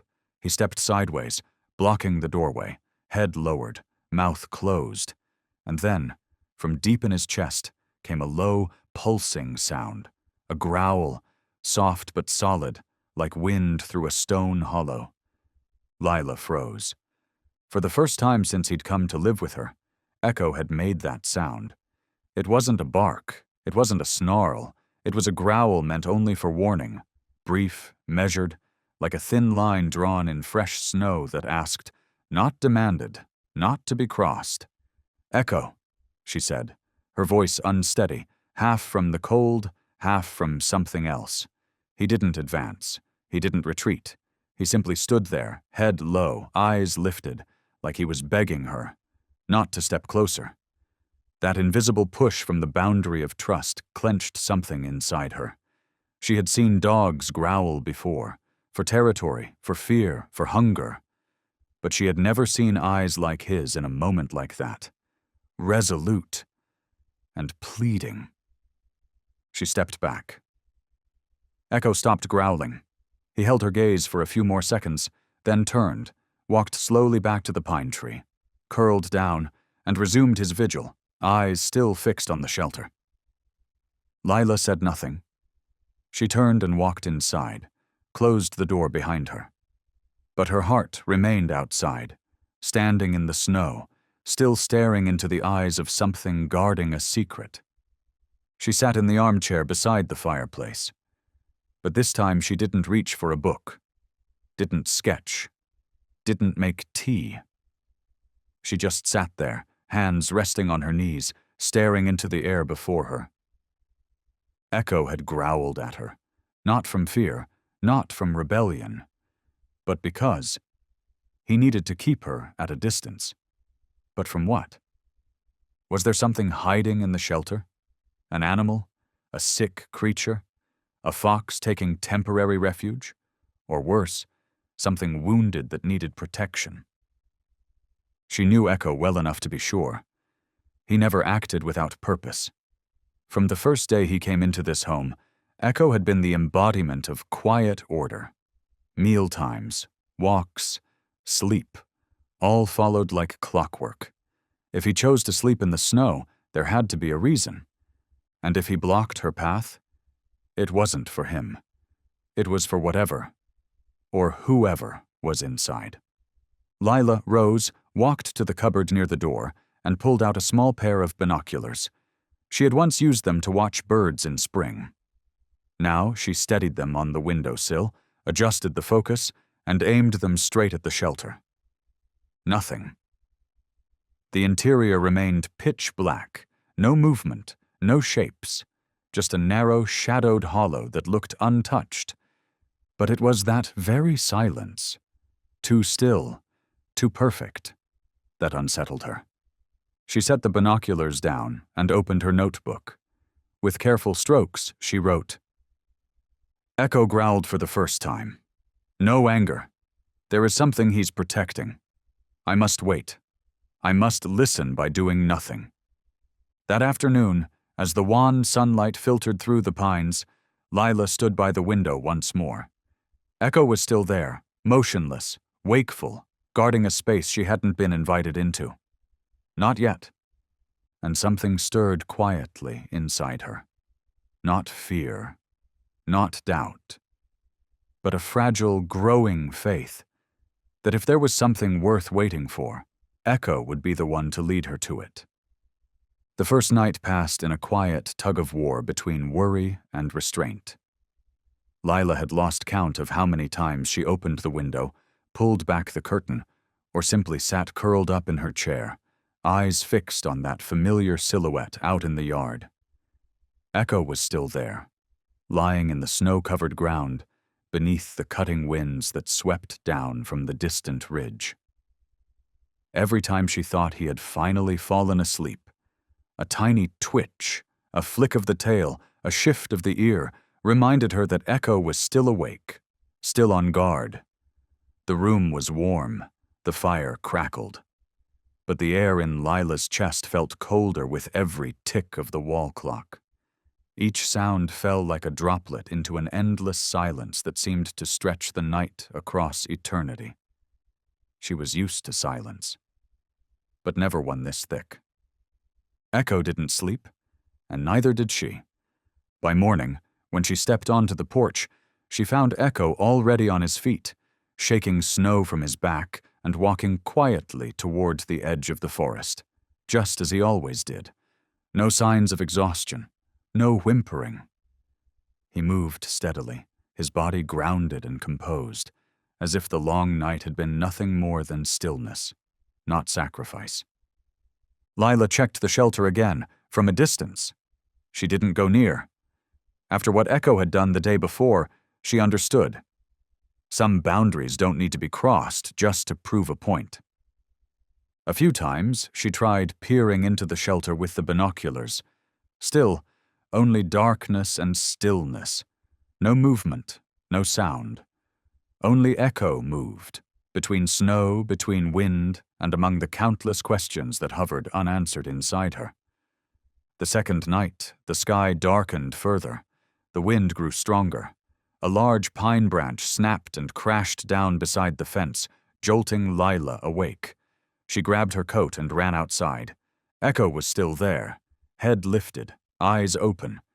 He hadn't budged, even though the broken branch now lay across the edge of the shelter. He turned to look at her, his gaze gentle, yet weighted, then turned back towards the darkness, as if he were an ancient guardian, untouched by sleep or fear. She stood there for minutes, coat flaring in the wind like a sheer curtain, and for the first time in months she felt she could no longer control what was unfolding. And that, maybe, she wasn't supposed to. Some things aren't meant to be explained, but they're still real. Like the way Echo stood watch, not for himself, but for something greater. Lila went back inside, but sleep never came. She fed more wood into the fire, then sat beside her journal. She opened an old letter, one she had written to Arden during that first year after the accident. The paper had yellowed slightly. The ink had faded. You once asked me, if there was an animal that always sensed danger before it came, would you trust it? And I told you, if you believe in it, then so do I. Now I'm learning to trust Echo, the same way I once trusted your smile. She placed the letter near the fireplace, letting it warm in the glow, then leaned back, eyes half-lidded, but sleep still stayed away. Only the wind moved now, swirling around the house, as if trying to say something she had yet to understand. The third night, the temperature dropped suddenly. Breath turned to mist, even indoors. Lila wrapped a scarf around her neck and stepped outside with a flashlight. The beam cut through dense fog, landing on Echo. His back was covered in a thicker coat of snow than the previous nights, but he didn't move, didn't shiver, didn't retreat, eyes open, ears sharp, his form tucked in tight, no longer just a dog, but a part of the landscape itself. An essential one. Lila didn't approach. She stayed a few steps away, only watching. The wind lashed her face, making her eyes sting. But what hurt more was a memory, sudden and sharp. Arden, 3 winters ago, lying in the snow just like that, during a game at the summer camp. She'd slipped, rolled down a snowy slope, and burst out laughing. Lila had been there, had snapped a photo with her old film camera. Arden, cheeks flushed, hair tangled with snowflakes, eyes glowing like the clearest sky. That image, that laughter, tightened something in Lila's chest. She turned away, wiping at tears that hadn't fallen yet. Echo didn't look at her. He was still watching the shelter, still standing guard. But that was enough. It was enough for her to know. She wasn't alone.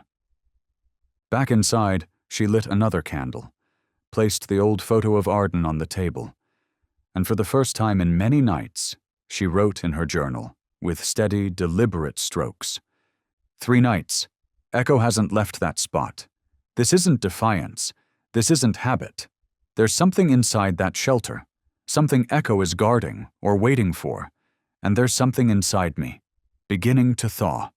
On the 4th morning after the first snowfall, the wind had quieted a little, but the cold still seeped through every crack in the wood, into every joint and bone. Lila rose earlier than usual, not because of the clock, but because sleep no longer came to her in one continuous thread.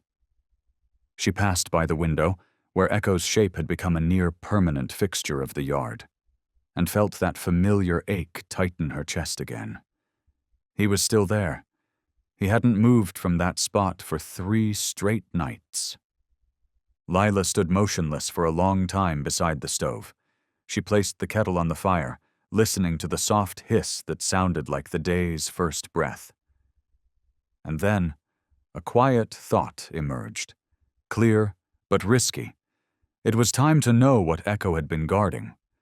Not to break the boundary he had drawn, but to understand, to help, and maybe to let go.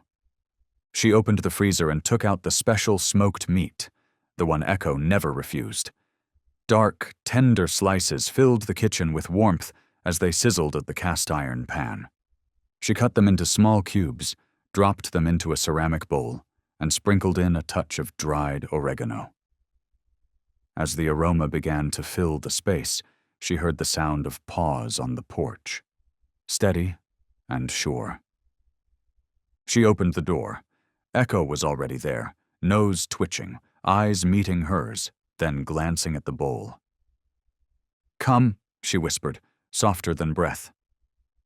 Echo stepped inside. No hesitation, no suspicion. But the moment he crossed the threshold, Lila gently pushed the wooden door shut behind him, quietly, but with finality. Echo stopped. He no longer looked at the food. No tail wag.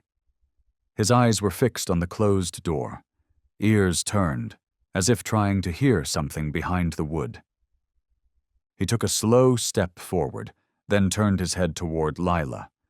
No growl, no scratching, but his claws lightly touched the wooden door, producing a faint creak, a sound that wasn't noise, but meaning. Urgency, unspoken and weightless. Lila placed the bowl on the floor. Echo didn't eat. He stood still, his eyes asking, "Why did you close the door? I need to go back." She knelt, her hand resting on the thick fur at his neck. His body was taut, drawn tight like a line pulled too far. His gaze remained locked on the door. She stroked him gently, saying nothing, letting her breath slow into the silence. 1 minute passed. Then 2. Echo lowered his head slightly, but his eyes remained alert, as if something out there still waited, still needed him. Lila rose. She went to the supply closet, pulled out a small flashlight and checked the batteries, then bundled herself in another coat, gloves, and a wool cap. Before stepping out, she glanced back. Echo had lain down on the floor, but his posture hadn't fully relaxed, like a soldier resting mid-shift. The door opened, a gust of wind struck her face like glass, but her heart beat faster, not from the cold, but from something deeper. A sense, a call. She walked slowly toward the shelter. The flashlight's beams stretched ahead like a golden thread across the glimmering snow. The wooden structure stood as before, silent, still, its door still ajar, as it had been for 3 nights, no sound. But as she drew closer, she saw it, a faint vapor escaping from within, proof that the shelter was not empty. Lila crouched, raised the light, and shone it inside. And for a moment, her heart stopped. There, in the farthest corner, curled into a crescent moon, was a small creature, soaked and trembling. Its breath came in shallow clouds. Clinging to its back, like shivering cotton tufts, were 4 tiny beings. Its young, eyes still shut, huddled against their mother's fur, a pine marten, exhausted, but holding her young to her with every ounce of what remained. The scene struck her like a painting rendered in soul instead of color. Something that didn't ask to be understood, only witnessed.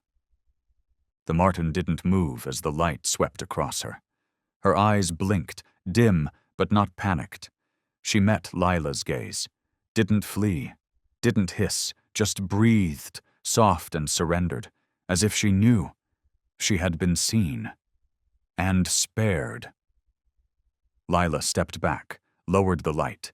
She looked up toward the sky, where the clouds were beginning to thin and a few timid stars began to emerge.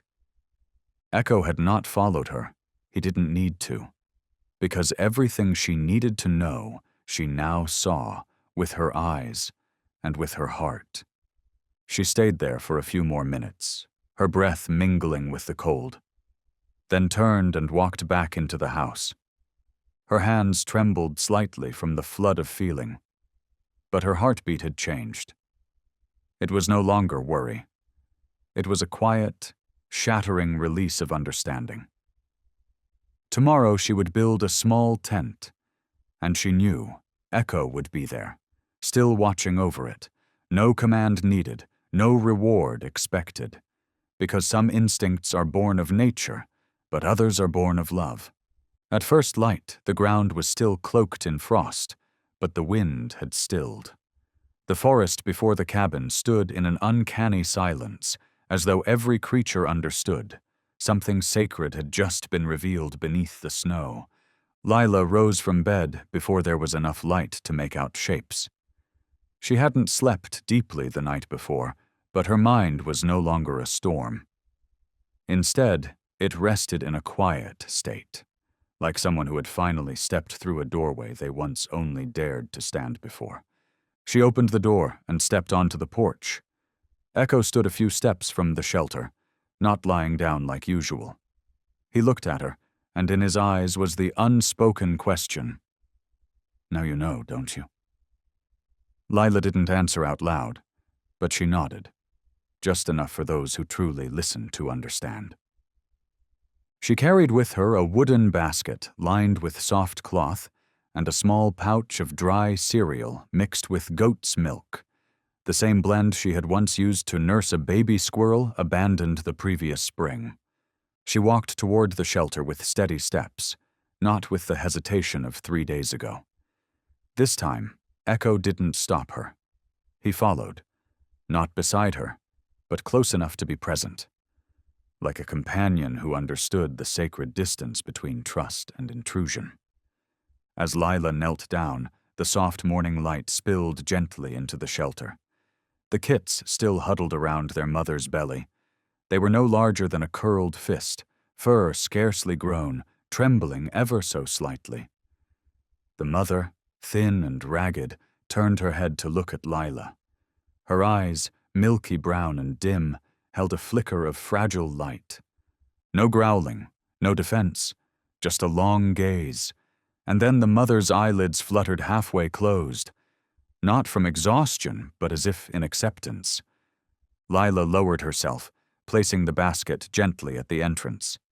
She didn't reach inside.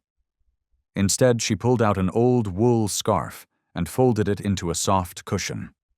Then, she set the pouch of food at the edge of the shelter, close enough for the mother to smell, but far enough not to threaten her space. The scent of oats and milk drifted softly, like a gentle invitation, not a command. The marten lifted her head, nostrils twitching. Her body was gaunt, fur matted near the belly where milk had seeped beyond what her strength could replenish. And yet, even in that state, she cradled her young, shielding them with her own body as if she were a living, breathing wall of warmth. Lila felt her throat tighten. There was something primal in that gesture, something in the fierce, quiet language of motherhood that slipped into her chest and cracked the ice that had sealed her heart for 3 long years. She remembered a night from long ago.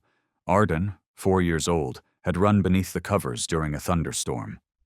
She had clutched a plush toy, also a marten, and whispered, "Mom, I think it's scared like me, so I'll hold it first." Those words, once piercing daggers to Lila's heart, now came back softened, as if snow had melted them into water. She reached out and touched the edge of the shelter, not forcefully, but reverently. The marten mother watched, but did not flinch. She understood, in a way deeper than words. Lila remained at the shelter's edge for nearly half an hour. She didn't speak. She did nothing but breathe and observe. Echo stayed behind her, his silhouette casting long shadows across the snow, a silent sentinel. At last, the mother shifted slightly, edging closer to the food. A quiet, licking sound emerged. She was eating, tentatively, but with purpose. And moments later, one of the kits let out a faint whimper, proof that they too still clung to life. Lila stood slowly. She said nothing to Echo, but as she turned toward the house, he followed, quietly. He didn't enter, only stood at the doorway. And when she glanced back, Echo was already returning to his post beside the shelter, resuming his vigil, resuming his silence. A strange, swelling gratitude rose in Lila's chest, not for one creature in particular, but for life itself, fragile, shivering, stubborn life that clung with its last instinct. That afternoon, Lila set her old film camera on a tripod, angled it toward the shelter. She didn't take a photo, just looked through the viewfinder. Through the glass, she saw Echo lying to the left, the mother marten's shadow pressed softly against the inside of the shelter wall, and a beam of light falling right between them, like a thread stitched between two beings who shared nothing, and yet somehow everything. She didn't know if the kits would survive the night, didn't know if the mother had the strength to last through the next freeze. But she knew this: they weren't alone anymore. And something in the mother's eyes that morning, the eyes of a creature on the edge, had already told her that, long before Lila had found the words to name it. That afternoon, sunlight crept gently through the window slats, like a tender hand brushing over familiar things left untouched for too long. Lila sat at her easel, trying to sketch the shape of Echo against the snowy backdrop. But this time, her hand paused, not from lack of inspiration, but because her mind was still wrapped around the quiet depth in the marten mother's gaze. That silent, endless look, as if it could see what humans had long forgotten: unconditional trust. As the sun cast its final amber strokes across the pine grove, Lila made her way back to the shelter, not to feed, not to check, just to replace the old padding with a softer cloth, so the mother and her kits wouldn't grow cold through the night. Echo walked beside her, but unlike before, he didn't lie down right away. He stood at the edge of the shelter, his eyes following her every motion, like an old sentinel passing on the watch to a companion he now trusted. Lila peeled away the old lining at the mouth of the shelter, a patch of thick wool she had once torn from an old coat. As she reached into the far corner, into the same spot where the marten had curled herself for the first 3 nights, her hand brushed against something unexpected, hard, small, nestled beneath damp cloth. When her fingers closed around it and pulled it free, time stopped. Lying in her palm was a small, faded pink collar. The color had dulled with age. Its plastic beads were chipped, but the tiny metal nameplate remained, its engraving still legible. She brought it closer to the flashlight's glow. Her vision blurred before the letters could fully form, but her heart already knew. Arden.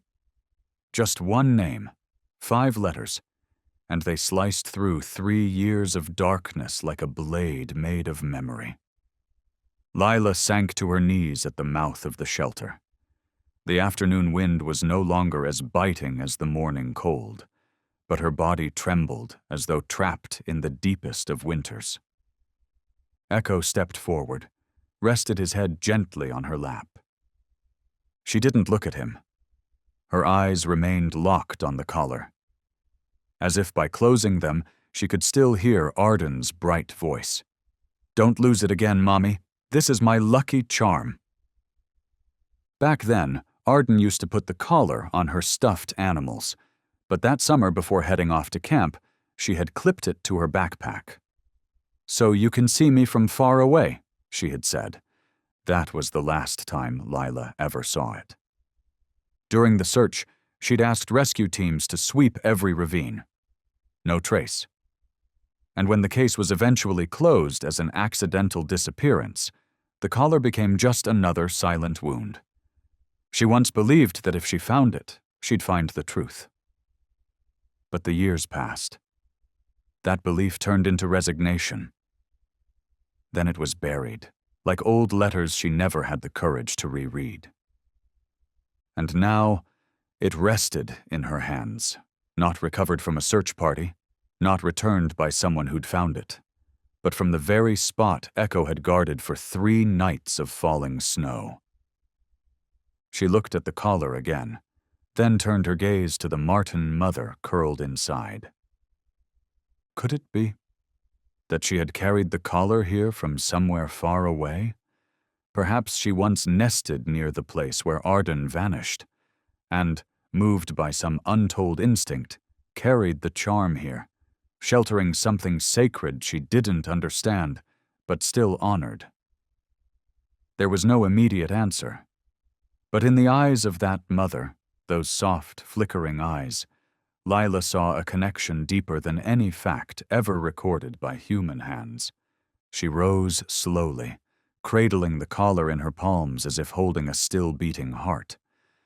Echo followed her toward the house, each step pressed gently into the snow, moments suspended between present and memory. Inside, she stoked the fire back to life and placed the collar in her hand once more, letting the warmth seep into its cold metal. She opened her journal and wrote a single, quiet line. 3 years, 1 collar, and the eyes of a creature who cannot speak. Some things are found not to be understood, but to remind us we can still feel. That night, for the first time in months, Lila dreamed of Arden. Not a nightmare of disappearance, not screams echoing through mountain trails, but Arden, sitting on the porch step, her hair in twin braids, running her fingers gently down Echo's back, smiling toward the wooden shelter, where another mother, in her own quiet way, was learning what it meant to love. The early winter sun filtered through the living room window like strands of silk, casting faint golden lines across the floor. Lila still sat by the fireplace. The flames had died down to a few glowing embers, flickering softly beneath a bed of ash. She hadn't moved to add more wood. The pink collar still rested in her hands, cradled between her palms like a sleeping heart. She stared at it for a long time, as though she could force each frozen memory in her brain to melt and flow backward, if only she focused hard enough.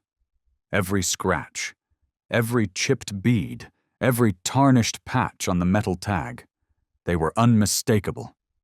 This was Arden's collar, the same one that had once sat on the kitchen table, hung around the neck of her favorite stuffed animal, and eventually clipped to the side of her backpack. A little talisman her whimsical daughter had believed in with all her heart. Lila closed her eyes, and the memories rushed in, not in chaos, but with a kind of desperate clarity. That summer, Arden had begged her for a month to attend a wilderness survival camp, a 2-week program for kids who loved the outdoors. Lila had hesitated. The campgrounds were deep in the northern forest, a place known for sudden weather changes, rock crevices, and steep ravines. But then Arden's eyes lit up like spring's first sunlight. "I want to learn how to live without a phone, Mom. Like Echo, like the animals in the stories." The day she left, there was an unexpected snowfall. Lila remembered it clearly. The yellow bus pulling away, Arden waving from the window, the pink collar sparkling in the sun, a flash of color, a strange goodbye. The camp was supposed to end on day 14, but on day 10, there was a call.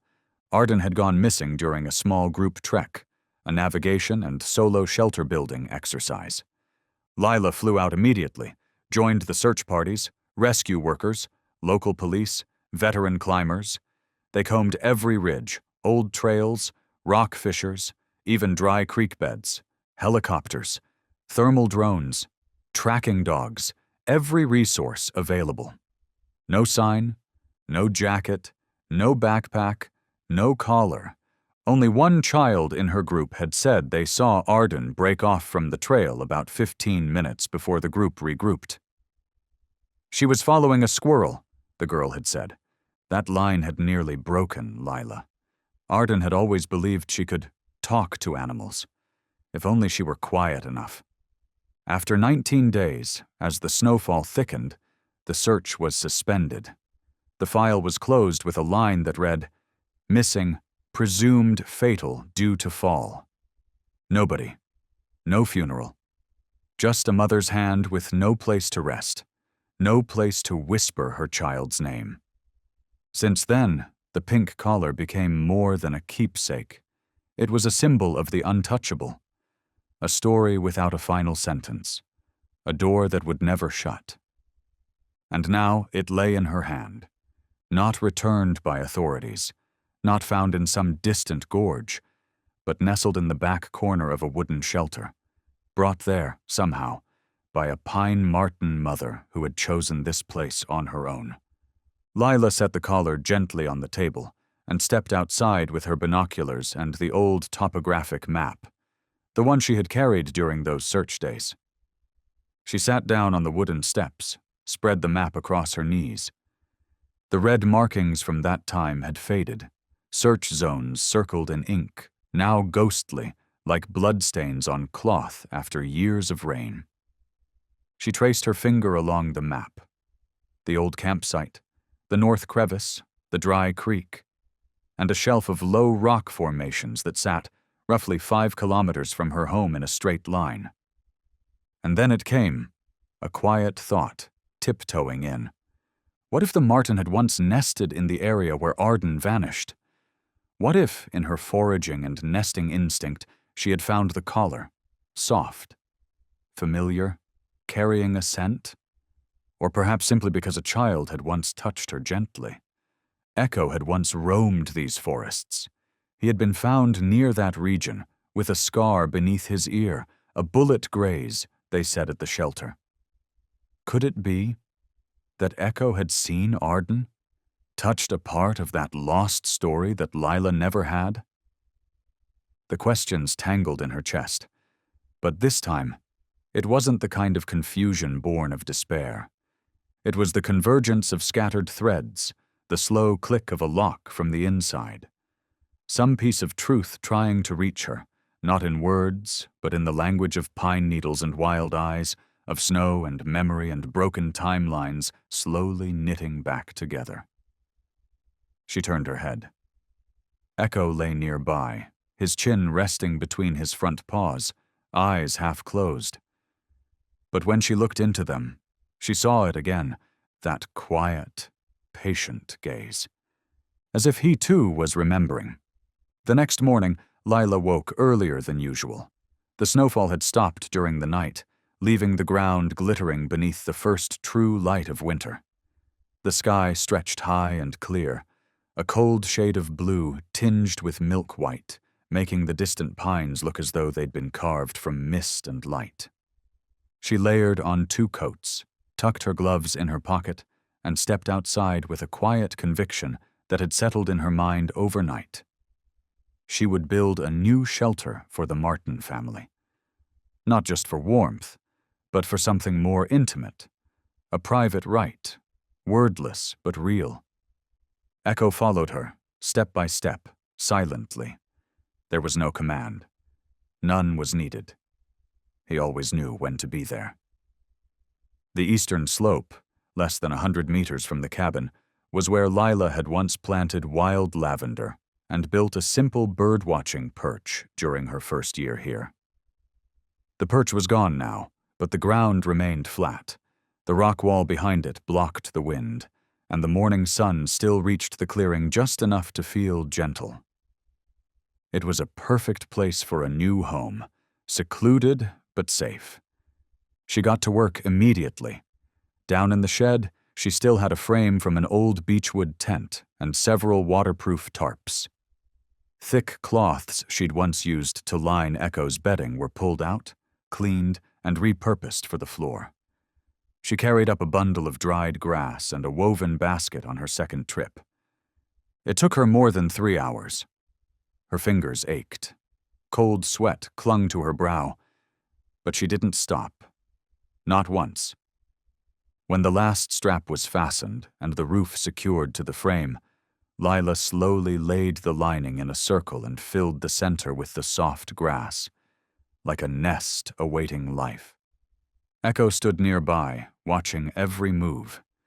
His eyes followed her, not interfering, not wandering, like a silent guardian waiting for the right moment to act. Lila returned to the old shelter. Inside, the mother marten still curled around her young. This time Lila brought no flashlight. She didn't peer in abruptly. She simply sat outside, unwrapped a thin cloth warmed all morning beside a hot water bottle, and held out her hand. Slow, patient. The mother lifted her head. This time her gaze wasn't just trust. It was something close to consent. She shifted her body, gently revealing 3 sleeping kits beneath her, and one softly squeaking. Lila reached in with care, gathered them one by one, and placed them in the warm cloth. The mother didn't bolt. She followed behind, never looking away from her young. When Lila wrapped the last kit and lowered them all into the basket, the mother followed, not in fear, not from force, but like a mother leading her young to a safer place, on her own terms. The path from the old shelter to the new tent wasn't long, but for Lila it felt like walking between 2 worlds, one filled with unnamed loss and another lit by the faintest ember of having done something right. At the tent, she set the basket down, opened the lid. The marten climbed in, sniffed every corner with her tiny nose, then curled herself into a corner and pulled her young close again. Lila sat just outside, reaching into her pocket for something wrapped in an old velvet cloth. The pink collar, the object that had upended her heart for 2 days straight.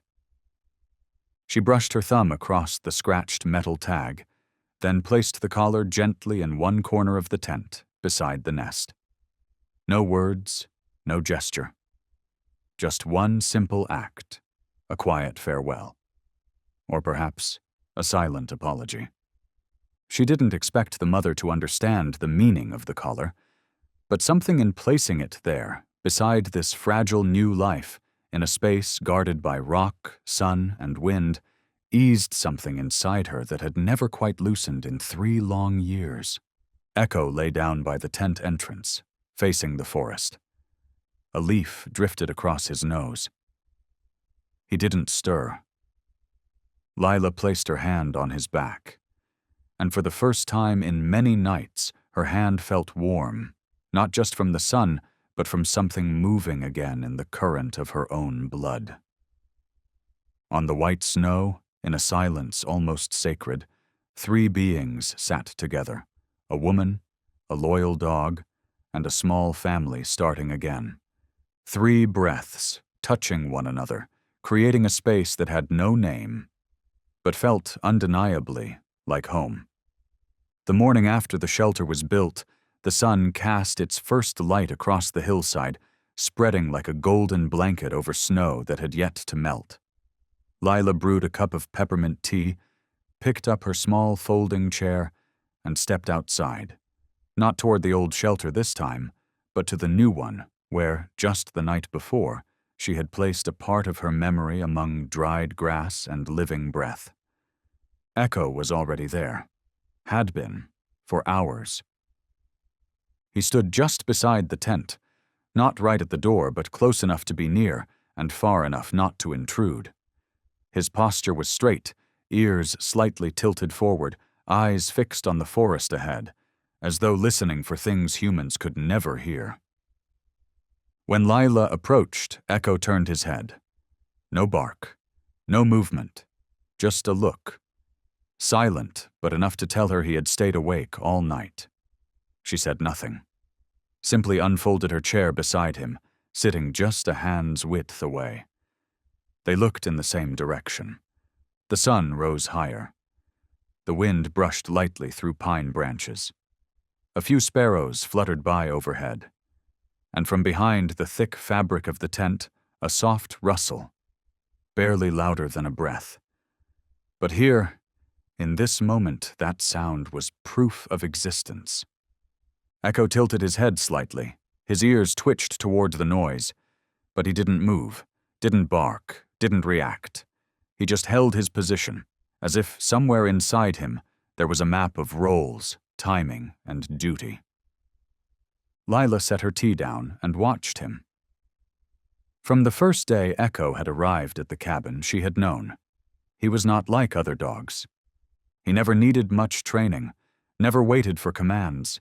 It was as though everything he did came from a quiet kind of knowing, deeper than instinct, closer to memory, and perhaps closer to soul.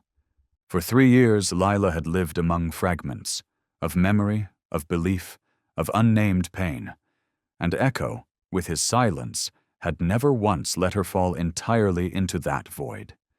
He never spoke, never demanded. He didn't need to wag or whimper. His presence alone was what kept her from unraveling. And now before her was the most living proof of it. A dog lying still in snow, unmoving from a temporary shelter that protected a wild, fragile family, simply because he knew it needed watching, even without being told. That afternoon, the snow melted slower than usual. The sky was dry and crisp. Lila brought out an old rug, laid it beside Echo. She sat and read a few pages of a book, though her eyes wandered back to him.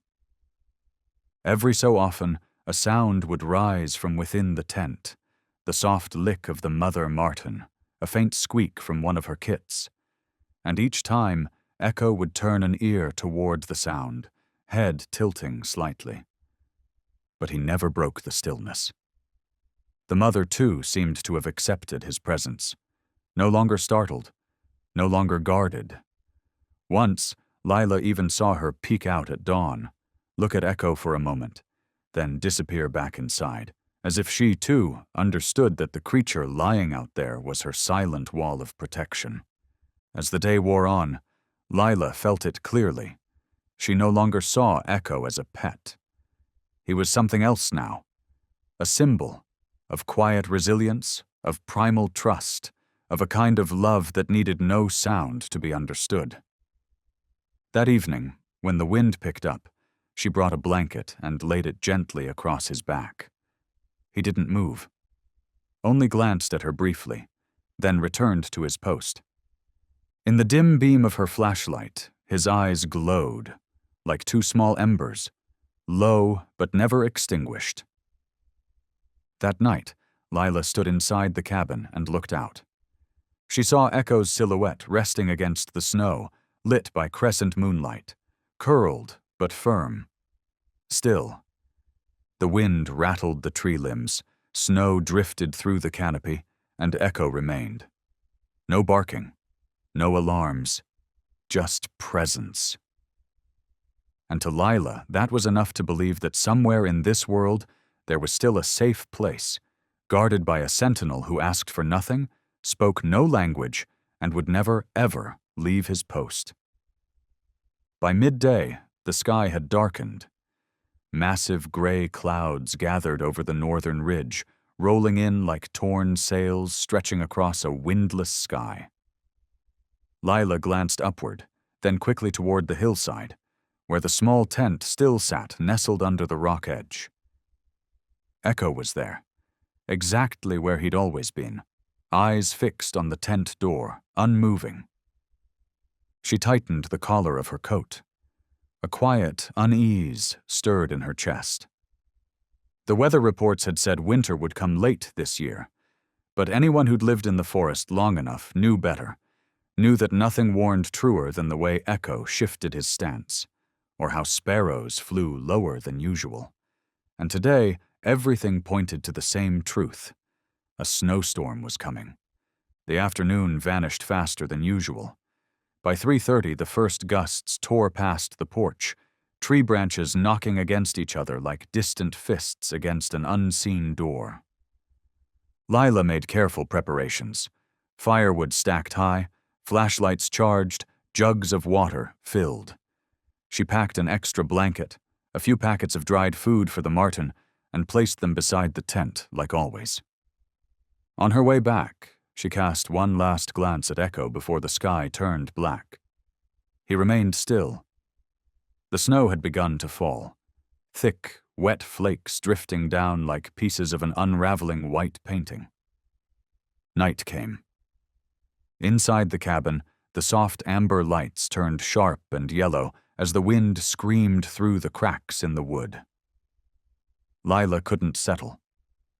Every time she looked toward the hill, Echo's silhouette faded a little more behind the thickening curtain of snow. She boiled water for tea, but before the cup reached her lips, she was back at the window again. 10 p.m. The wind howled louder. The porch light trembled, its glow blurred by the moisture clinging to the glass. 10:20. She grabbed a flashlight, opened the door. Snow had buried the steps. Each footfall left a deep, sinking imprint. She shone the beam toward the tent. Nothing. Her brow furrowed. She stepped into the yard and whispered, "Echo." No sound, no response, only the snow pelting her shoulders and the forest exhaling through the trees. She turned back, pulled on another coat, wrapped a scarf tight, stuffed backup batteries into her pocket, then stepped out again. Heart pounding, so hard she could feel it in her ears. The snow was falling heavy now, like a thick veil that swallowed everything beyond 2 meters. She passed the fence, followed the familiar path towards the hill, each step tearing through a sheet of frozen silence. At the top, she aimed the flashlight toward the tent. The door flap remained shut. No movement. No sign of Echo. She knelt, gently lifting the edge of the tent's opening. The mother marten was still there, coiled around her kits, eyes half-lidded but calm. No sign of disturbance. Lila exhaled in relief, but her anxiety only grew. Where was Echo? Not here. Not lying before the tent like he did every night. No visible tracks. The snowfall had erased all clues. A gust slammed into her from the side. She nearly lost her balance. Then, just for a second, A faint depression in the snow appeared, then vanished. A partial paw print washed away by the wind. She shouted louder this time, voice breaking into the storm. "Echo, where are you?" Only the whisper of the trees replied. She moved faster, sweeping the flashlight side to side. Each beam lasted seconds before dissolving into the white blur. Then, movement. Faint. Low. A large, soaked figure near the base of the hill, turning its head toward her light. Echo. He stood beside a fallen tree, just beyond the old summer trail, a path she and Echo had once walked, but one that disappeared each winter beneath thick snow. She ran toward him. He didn't bark, didn't move. Just watched her, snow clinging to his back, his eyes glinting, wet and steady. She dropped to her knees, threw her arms around his neck. His fur was freezing, like drenched stone. "What were you doing here? You scared me to death." Echo didn't reply, of course. But his eyes softened, and a quiet whimper escaped. Not apology, but something closer to, "I went where I had to." "But I'm back." Lila looked around. No obvious reason for his absence, but she trusted his instincts. Perhaps he'd caught a scent, heard something she'd never notice. She didn't press. She simply stood, gave his shoulder a soft pat, and led him home. On the way down, she saw new paw prints in the snow, Echo's, leading out, then circling back. He never left her side, but every so often he glanced over his shoulder, as if making sure nothing had followed. Back at the cabin, Lila opened the door, brushed the snow off Echo's coat, and laid a warm towel near the fire. But Echo didn't lie down. He stood for a while, then turned his head toward the hill, where the tent stood just barely visible in the storm. And something became clear to Lila. While people feared losing, Echo feared failing to protect. And tonight, more than ever before, she understood why he had never barked. Because some souls don't need sound to guard what matters most. The morning after the storm, the wind stopped so suddenly, it felt as if someone had pressed a hand against the forest's lungs, silencing its breath mid-inhale. The sky hadn't returned to blue. Instead, it wore a blotched ash gray, like the eyes of someone who had just finished crying after a long rage. Lila woke before her alarm, as if her body couldn't believe the storm had truly passed. She sat up, threw on her robe, and went straight to the east window, the one from which she could usually see the small tent tucked under the hill's edge. But fresh snow had blanketed everything, the grass, the path, the roof, and erased the lines between landscape and memory. She didn't see Echo. Her heart thudded, not from a clear fear, but from a quiet instinct tapping gently at a door inside her, a knock too soft to ignore. No tea, no hair tied back, just her old fur coat, gloves in her pocket, and a rush out the door. The morning air was bitter. Snow reached her knees, each step dragging like she was hauling her own shadow. She followed the path, or what was left of it under the snow's smooth sweep. The footprints from the night before were gone. The world was terrifyingly still. No birds, no falling leaves, only the phantom echo of last night's wind. Near the tent, she stopped. Echo was there, right in front of the entrance, his entire body covered in a thick layer of snow, so white that at first she thought it was just a nameless mound pushed there by the storm. But then she saw them. The pointed ears, the deep brown eyes, the faint mist of breath rising and vanishing in the cold. He hadn't moved. Just lay there, head lifted slightly above the ground, body curled into a perfect arc of protection, his back blanketed in snow he hadn't shaken off. as if even the smallest movement might collapse the fragile world sleeping just behind the tent flap. Lila dropped to her knees. The snow seeped through her pants, but she felt nothing, her eyes locked with Echo's. He slowly turned his gaze toward her. And in that moment, within the endless, colorless white, something cracked open. It made no sound, no thunderclap, just a wave of warmth at the corner of her eyes, spilling down her cheeks, falling to the frozen ground below. She wept, for the first time in years. Not for a specific pain, not for a moment she could name, but for every sleepless night, for every memory she'd clung to with fingernails, and for this creature who had stayed all night in the storm just to guard another life's sleep. Echo didn't stir. He only watched her, that same quiet gaze, steady, knowing, and never asking why. She pressed her forehead to his. So close their breaths mingled, warm, cold, trembling. "Thank you," she whispered, "for being here, when everything else left." The morning breeze shifted, carrying with it a strange scent, wet wood, dry grass, and the faintest hint of warm milk. From inside the tent, a soft squeak broke the silence, the fragile cry of a life waking in winter. Echo lifted his head, ears tilted. Lila stood, brushed the snow from his back, and gently lifted the flap. The mother marten still lay curled, her eyes open but calm. The 4 kits stirred, one nursing, 2 huddled like damp cotton balls. The mother breathed evenly, exhausted but composed. They had survived the storm. She let the flap fall back, turning again to Echo. He sat upright now, watching her, his gaze asking the simplest question. "Everything's okay, right?" Lila nodded, smiled through her tears. In a world overwhelmed by noise, Echo's silent presence was a lantern, not blinding, not loud, but just bright enough to show her the way through a night that once had no exit.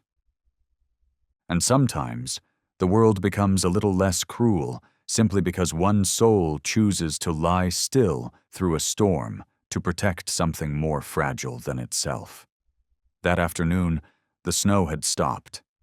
For the first time in days, a sliver of pale sunlight pierced through the thinning gray clouds, casting a fragile beam across the trembling white blanket of snow. Lila sat on the front porch, a wool scarf draped over her lap, and Echo, who had finally agreed to come back inside, curled up at her feet, his head resting on a pillow like a speechless child. She gently brushed the dry snow clinging to his neck and back, slow and steady. When her fingers reached behind his left ear, where a faint scar lifted slightly beneath the short fur, she froze. That scar. It had never fully healed. But Echo had never treated it like a wound. It was more like a quiet badge, part of him, needing no explanation. Memory pulled loose like a fraying thread, tugging forgotten pieces back to the surface. She had first met Echo 2.5 autumns ago. He'd been found near the border of the national forest, gaunt to the bone, fur matted with mud, a long gash stretching from his neck to his left shoulder, and that scar, the mark of a bullet that had pierced near his ear, but had not killed him. The rescue shelter where she had volunteered at the time had called her in. "Probably no one will take him," the coordinator said.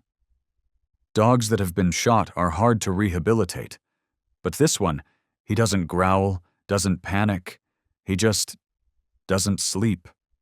Doesn't sleep." Those words had stopped her in her tracks. The first time she saw Echo, she hadn't seen an animal that needed saving.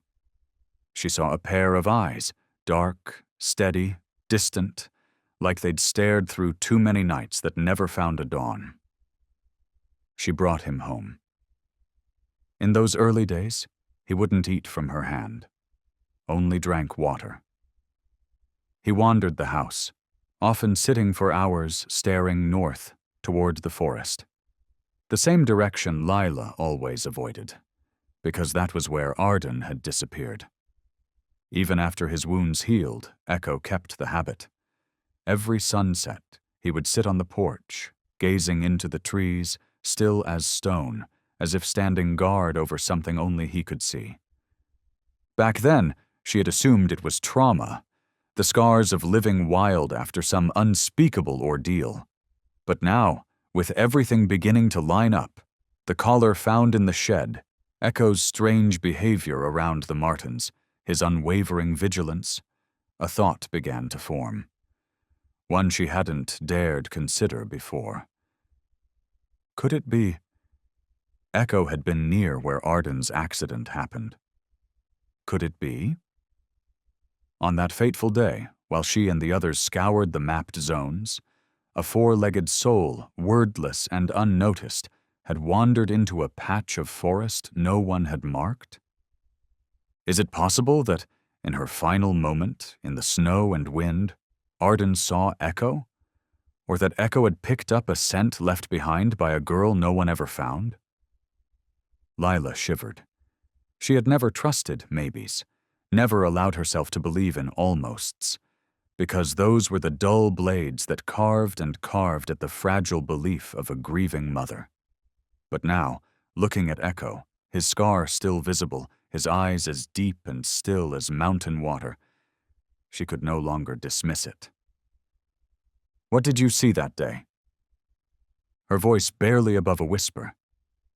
She wasn't asking for an answer. Echo didn't move. But when her fingers gently brushed the scar again, he lifted his head and looked at her. 3 seconds. That gaze lasted only 3 seconds, but it stopped the breath in her throat. In those 3 seconds, she did not see a dog. She saw a witness, a soul who had anchored itself to a truth, lived with it, never spoken it, never left it, just waited until the one who needed to hear it was finally quiet enough to listen with her heart. She cupped Echo's cheek, pressed her forehead against his, not asking, promising. From now on, she would no longer turn away from what had no name. And if there were still cracks of light left in memory, perhaps Echo was the one carrying the last shard. That morning, the snow still blanketed the forest, but the sun was stronger. Its light filtered through the pine canopy in thin, pale gold streaks, like memories threading into the brain when one is too tired to keep them out anymore. Lila stood before the mirror, slipping on her charcoal-gray waterproof coat. She laced her worn boots tighter than usual. In her pocket, she placed a crumpled topographic map, a compass, and a small wooden box, inside a pink collar. Echo stood at the doorway watching her. He didn't bark, didn't move. But when she turned, something in his eyes lit up, as if he'd been waiting for this day, for a very long time. She stepped onto the porch, locked the door behind her, then turned to him. "Take me there," she said. And Echo led the way. They passed familiar trails, crossed the frozen stream, and moved through tall pine rows, each tree draped in its own white coat of snow. Lila recognized every bend. But then came a path she'd never taken. A narrow turn near a rock face, where the old trail marker had broken the same winter Arden disappeared. Back then, the search team dismissed the area. Too steep, too unstable. There was no reason, they'd said, for a child to go there. But Echo didn't stop. He moved deeper, taking that turn with unwavering steps, not just guided by scent, but by something older, something like memory. Lila hesitated, then drew in a long breath. Each step forward wasn't just through snow, but through the many layers of memory she'd spent 3 years trying to bury. The terrain grew rougher, the snow deeper, the trail indistinct. But Echo kept walking, steady, precise, occasionally glancing back to wait for her. and she no longer hesitated. After nearly an hour pushing through low branches and climbing snowy ridges, they reached a place not marked on any map, a narrow ravine, nestled between two cliffs, hidden behind an old-growth forest. There were no broken twigs, no old footprints. It was untouched, as if time itself had forgotten it. Echo paused before a large rock, then slowly circled it, nose close to the ground, until he stopped at a small corner near the cliff base. He sat, staring at one spot. At something strange, yet familiar. Lila approached. Amidst the wilted grass and thin frost, she saw a shallow indentation, like something had once been buried there and recently dug up. Beside it lay a scrap of fabric, pink, tattered, only a few threads left clinging to the damp earth. Her heart clenched. She knelt, trembling as she pulled out the wooden box and opened it. Inside lay Arden's collar, the one she had found in the marten's den. The new strap had been woven by hand, but the base, the material, the cut, matched perfectly, an exact match. This was where the collar had once been. Her tears came, but they weren't tears of pain this time. They were the tears of confirmation. The collar hadn't blown in the wind, hadn't drifted down the creek. It had been here, in this forgotten ravine, where no one had looked, where no one had known to look. Maybe Arden had fallen. Maybe she'd survived for a while. Maybe some small creature, like that marten mother, had found her in her final moments, seen the last light in her eyes, and by some primal instinct carried the collar back to the only shelter it knew, the one Echo had later chosen to guard. Echo. Lila turned to him. His eyes no longer held the waiting look. They held release, as if he too had just completed a journey he'd never had words to name. Lila sat beside him, wrapped her arms around his shoulders, and rested her head against his snow-dusted fur. "You knew," she whispered, "from the very beginning." A soft wind whispered through the canyon, carrying the rustle of dry leaves and the scent of pine sap, a gentle symphony, like the exhale of a long-held breath finally let go. And there, among uneven stone, in a nameless stretch of woods, where only Echo had dared return, Lila knew she had just crossed a threshold. Not with her hands, but with the courage to finally turn and face what once couldn't be named. On the way back, the sun had already tilted westward, spilling golden honey light across the tall pines and the endless snow-covered slopes. Echo walked slowly, but steadily. He stayed half a step ahead of Lila, not rushing, not hesitating, as if the path home had long since been etched into his instinct. Lila followed behind, her heart full, yet no longer heavy. The wind brushed across her face, cool and clear, carrying with it the scent of sap, of old forests, and the faint smoke of a winter beginning to retreat. Her fingers found her coat pocket, where the wooden box used to be, now empty. The pink collar had been buried beneath the roots of a pine tree near the ravine. There was no headstone, no candle, only a handful of earth, pressed gently by both hands and sealed with a breath that reached deep into her chest. She didn't cry.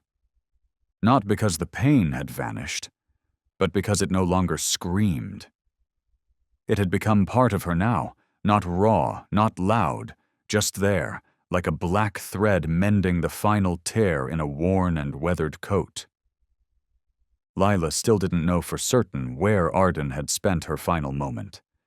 She couldn't say how the collar ended up in the marten's care. But now, those questions didn't matter the way they once had. What she needed wasn't a perfect answer, but a journey, guided by a creature who had never spoken a word, yet had always been there. Echo. He wasn't the one who brought back the truth.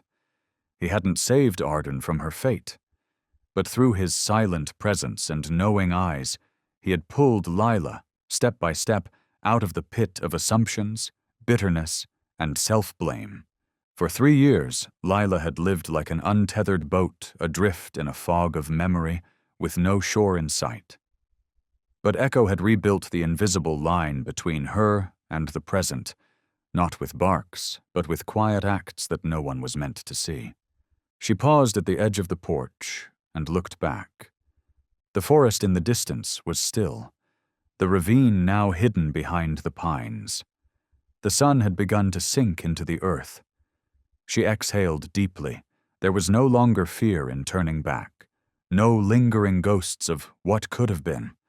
Echo climbed the porch, shook the snow off his back, then curled up beside the rug, eyes half closed. Lila sat down beside him, her hand burying into his thick fur, feeling the warmth, steady as always. But today, within that warmth, there was something more. Gratitude. No recognition was needed, no reward. Echo had simply done what his nature called him to do, like a lantern that doesn't shine to be seen, but to make sure someone else can find their way. Lila went inside and lit the fire. The flames danced across the wooden walls, casting flickers of light and shadow. She poured 2 cups of tea, one for herself and one she placed beside Echo. He wouldn't drink it, but she set it there anyway, as a ritual, as a thank you, as a beginning.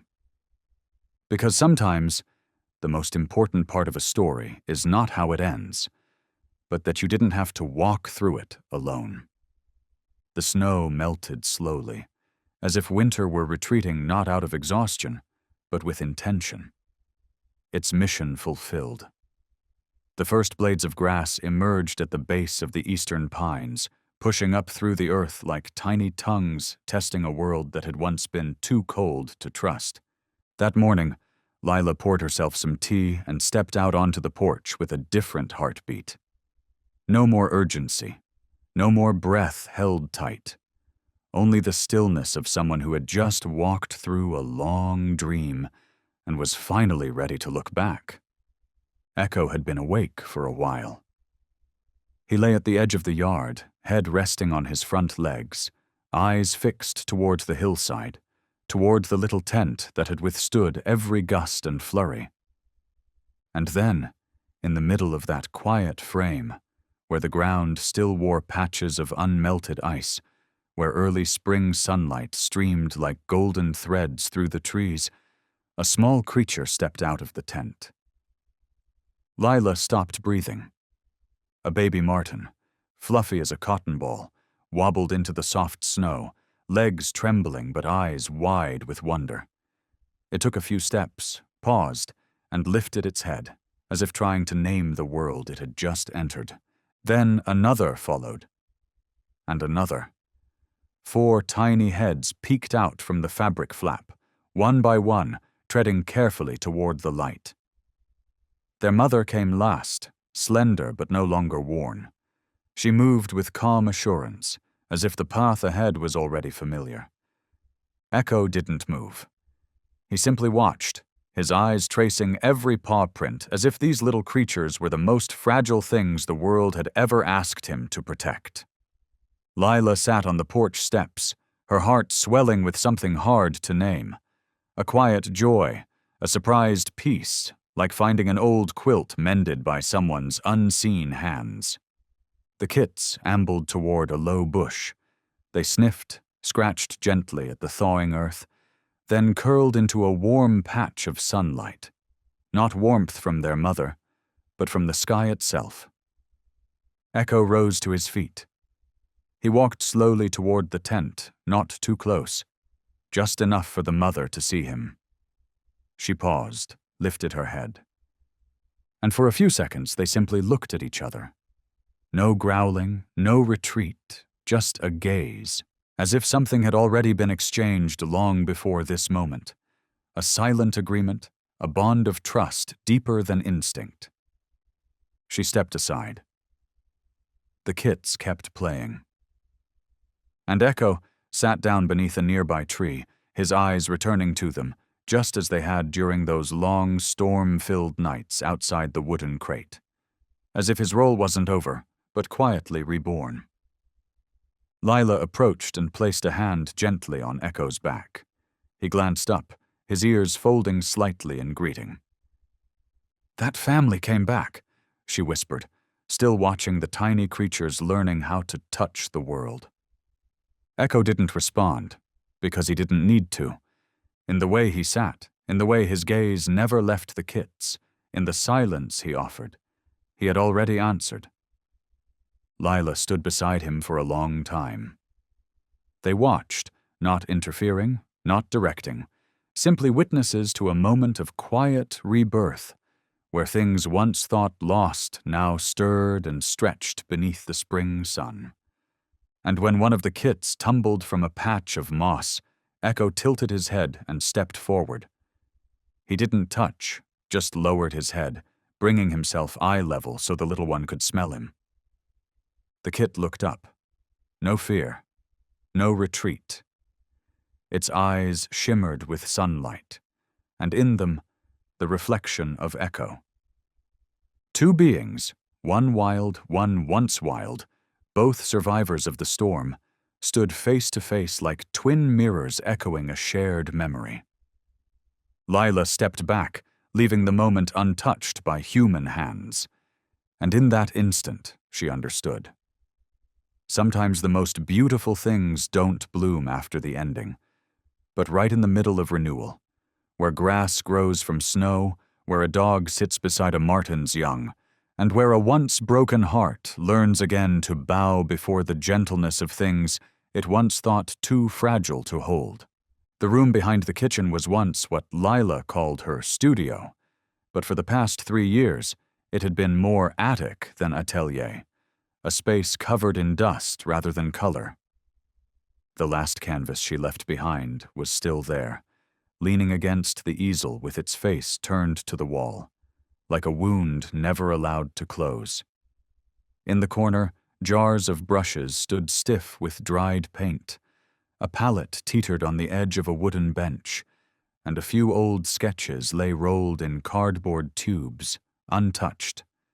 That morning, sunlight streamed through the thin window, casting a long golden stripe across the wooden floor.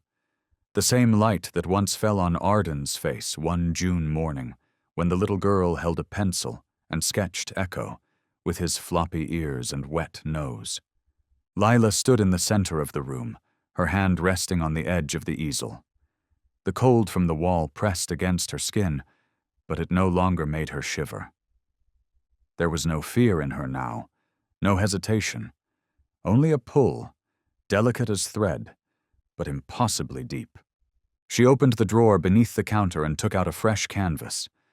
Her fingers trembled at first, but when the brush met the palette, they remembered the way home.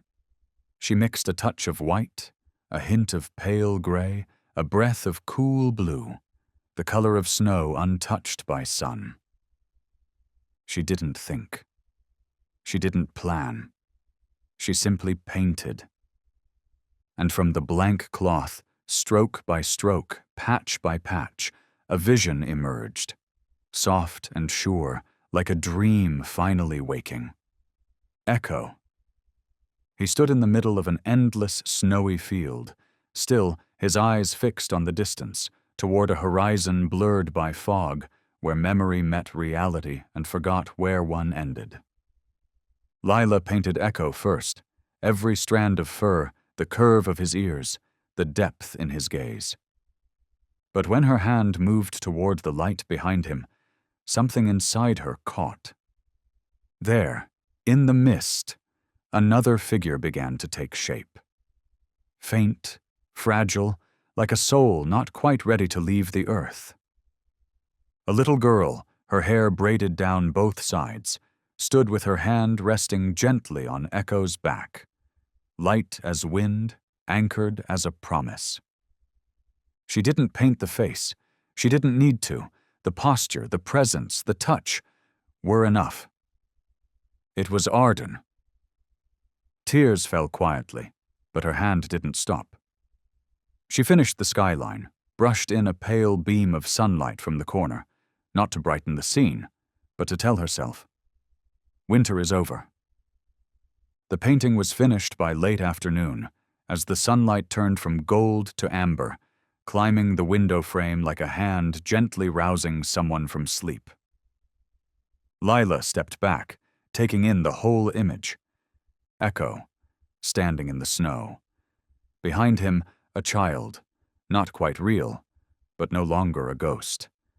The two of them, emerging from a world untethered by time, where loyalty outlives death and memory doesn't lie buried beneath frozen soil, it rises again, in the shape of tenderness.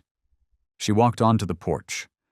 Echo lay there, head on his paws, eyes half closed. She sat beside him, leaned in, and whispered near his ear, "You know what? The first thing I painted again was you." Echo didn't stir. But in the hush of the spring breeze, Lila felt something deep, quiet, like a nod no one could hear. Beyond the hill, the baby martens were tumbling in the sun, grass flicking into the air with every clumsy, bright-footed leap. Life was continuing, not in haste, not in ceremony, just continuing. And for Lila, each brushstroke was the heartbeat of something waking inside her, a heart reborn after a winter that had reached all the way to the bone. March passed like a thawing stream, slow, clear, and carrying with it the gentlest sounds of life returning.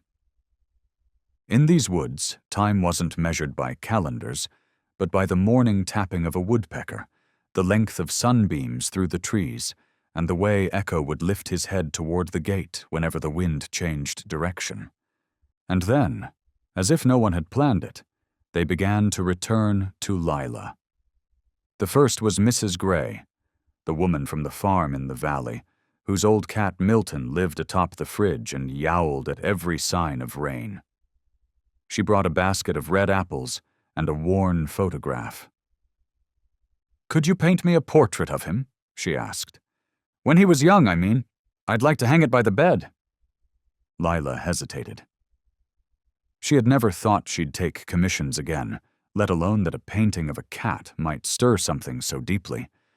But as she sat before the canvas, mixing the soft gray of Milton's fur and the clouded blue of his aging eyes, she realized, every creature, at some point, has been the light in someone's life. A few days later, the second knock came. A 10-year-old boy named Hayden stood there holding a white rabbit named Clover. "I heard about the dog who wouldn't sleep," he said. "Can you paint Clover standing next to him?" Lila smiled. She nodded. No one explained it. No one gave it a name. But the story began to ripple, through casual visits, hasty cups of tea, a gift of fresh eggs or a jar of honey. People started to speak of the German shepherd who lived on the hill, the one who had spent entire blizzards guarding a family of martens in silence. They called him the Winter Messenger. There was no narrator, no written tale, but somehow everyone added a bit of their own, as if Echo wasn't just a dog, but a living emblem of something they had once lost: perseverance, gentleness, or the simple belief that there are beings in this world who protect what is precious without ever needing a name for it. Echo, as if sensing his new purpose, greeted each visitor at the wooden gate, not with barking or bounding joy, but with a single slow circle around them before returning to his place by the porch like an invisible gatekeeper. Lila began to reorganize the studio. More easels, cleaned shelves, small portraits hung across the wooden walls. Every creature she painted carried some trace of Echo. Not obviously, just a glint in the eyes, a resolute stance, or a silence that seemed to say something words never could. One day, an old man from across the river town came. He carried a faded photograph of a long-gone dog. "I don't remember exactly what he looked like," he said, his voice trembling. "But I remember how it felt whenever he sat beside me and said nothing. It's just like that dog of yours out on the porch." Lila glanced toward Echo. He lay still, eyes closed, ears twitching slightly, as if still listening to every breath around him. "Would you like to sit for a while?" she offered. "As you tell me, I'll start painting." And so, fragmented memories, choked-up stories, and glances weighted with love began to flow into the wooden cabin like streams feeding a valley floor. Each visitor brought a memory, a loss, and left with a portrait, not just a keepsake, but a fragment of something never truly gone. And in each painting, if one looked closely, there was always a glimpse of a dog standing in the snow, beside something the light had not yet touched. Echo didn't become a legend. He became a living story. And living was how he led, for Lila, for every soul that came seeking, and for every creature that could not speak but always knew how to wait. That afternoon, the sun dipped lower than usual. Its final rays slid swiftly behind the mountain ridges, like a strip of amber silk being drawn away by unseen hands. Above, the sky smudged into shades of gray, as if brushed gently by the giant hand of a passing season. Lila sat by the small wooden table beside the window. Beside a dried flower jar and a cup of cold tea lay a freshly polished rectangular frame. It was once part of an old door, oak-lined, with gentle spirals carved into the edges, and a scratch at the bottom right corner where Arden once scraped it during a crayon game. The pink collar rested in Lila's palm. Light, thin, but no longer a wandering object like it was the night she found it in the wooden hutch beneath layers of snow. It had once been a question mark, a wound, but now, under the fading hue of sunset, it was a period. Not an ending, but the kind of full stop that completes one sentence just enough for another to begin. She placed the collar inside the frame, secured it with 2 small wooden pegs. No glass, no cover, just bare, the way memory ought to live, not imprisoned, not gilded, but allowed to breathe with the air. She rose, held the frame with both hands, and walked toward the east-facing window, where the first light of every day poured in, and where Arden once sat watching snow fall for the last time. Her hand touched the wall, gently mounting the frame. Not too high, not too low, just at the eye level of someone standing at the kitchen, gazing outward, toward the spot where Echo often lay, where the now-grown martins still came back to play, and where the morning sun still arrived, as if it had never skipped a single day. Lila stepped back. The wooden frame rested quietly, not radiant, not demanding, but possessing a kind of tenderness, like sunlight through sheer curtains, or a mother's whisper before sleep. The collar, now, was no longer tied to a goodbye. It didn't speak of what was lost, but of what had been protected, somehow, across time, through forests, through the instinct of a wild creature, and the loyalty of a dog who never slept. Echo walked over, as if he understood. He sat beside Lila, gazing at the frame. No prompting, no command. Just a silent presence, as he had once kept vigil by the martin's den through snowstorm after snowstorm, guarding memories until someone was ready to face them. Lila placed a hand gently atop his head. "Full circle," she whispered. "Isn't it?" The evening breeze carried the scent of pine and a softness that slipped into every cell. No heaviness, no grand joy, just the quiet completeness of something once unfinished, now named, simply by the act of hanging a memory where it could stay, not to hold on to, but to remind that everything can continue. She stepped out onto the porch and sat beside Echo. He rested his head on her leg, eyes half closed. Inside, the last ray of sunlight touched the frame, making the pink collar glimmer, just faintly, like the final smile of a little girl who had never truly left, only waited to be called by a different name. And in that moment, between the breath of an aging dog, the wind threading through old trees and memories that had finally settled. Lila knew. This wasn't an ending. It was the moment one circle closed, so another could begin. That morning, the air carried the scent of damp soil and moss newly risen through melting snow. The sky was veiled in soft gray clouds, not cold, but lit with a gentle glow, just enough to make each drop of dew on the grass blades shimmer like clear glass. Echo lay half asleep on the porch steps, his head resting on his front paws, eyes half shut as if still wandering through distant snow-draped dreams. His breath rose in slow clouds, dissolving into the stillness of morning. In the distance, the forest had changed clothes.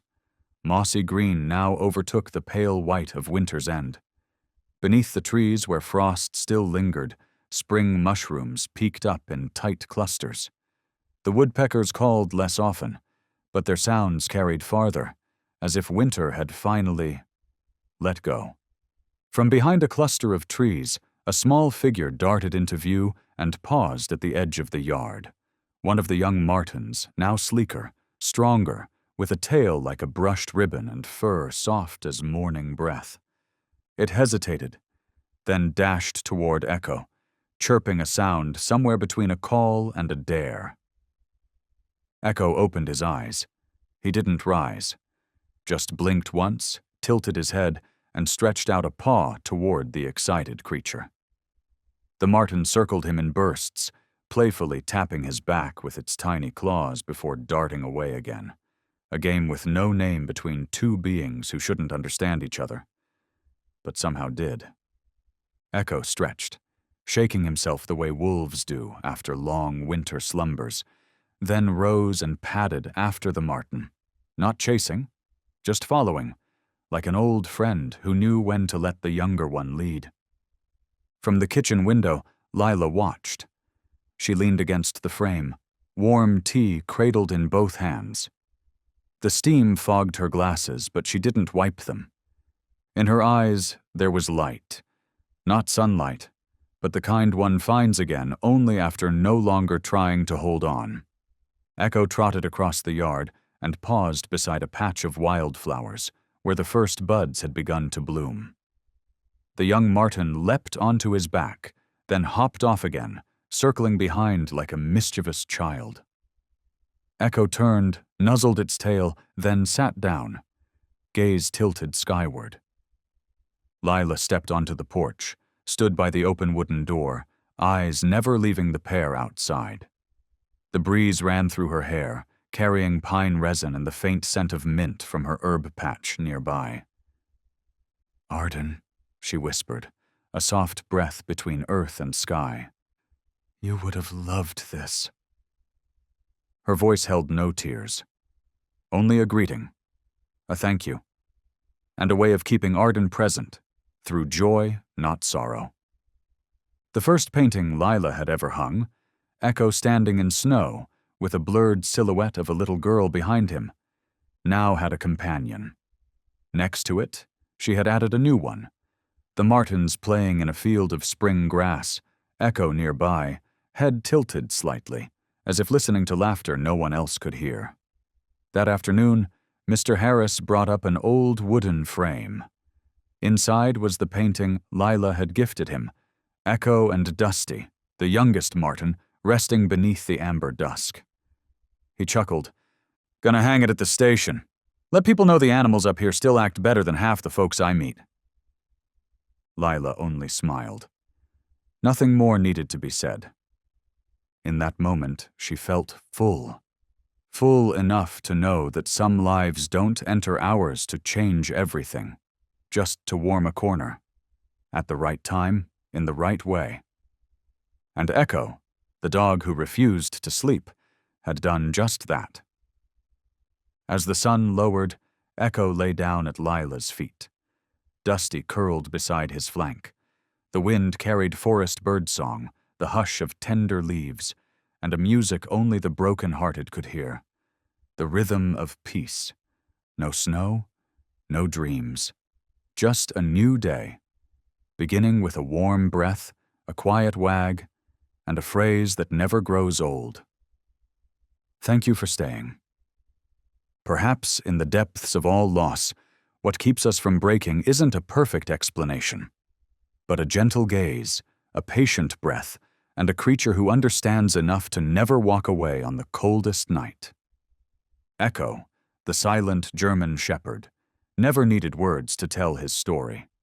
He spoke by lying in snow to guard a fragile family of martens, by carrying a collar like a memory unfinished, and by living beside a human not as a pet, but as a sentinel of the soul. This isn't just a story about loyalty, it's a testament to the strength of rebirth. No matter how deep the wounds, no matter how heavy the snow on memory, light will return. And sometimes that light comes from the quietest of beings, like Echo. When we love animals, especially a breed like the German Shepherd, it's not only for their intelligence or loyalty, but for their silent, sacred grace. Because sometimes the most healing things come not from words, but from a look, a still presence, or a circle that closes without ever needing to be explained. And in that way, no one truly disappears. They simply choose another way to stay,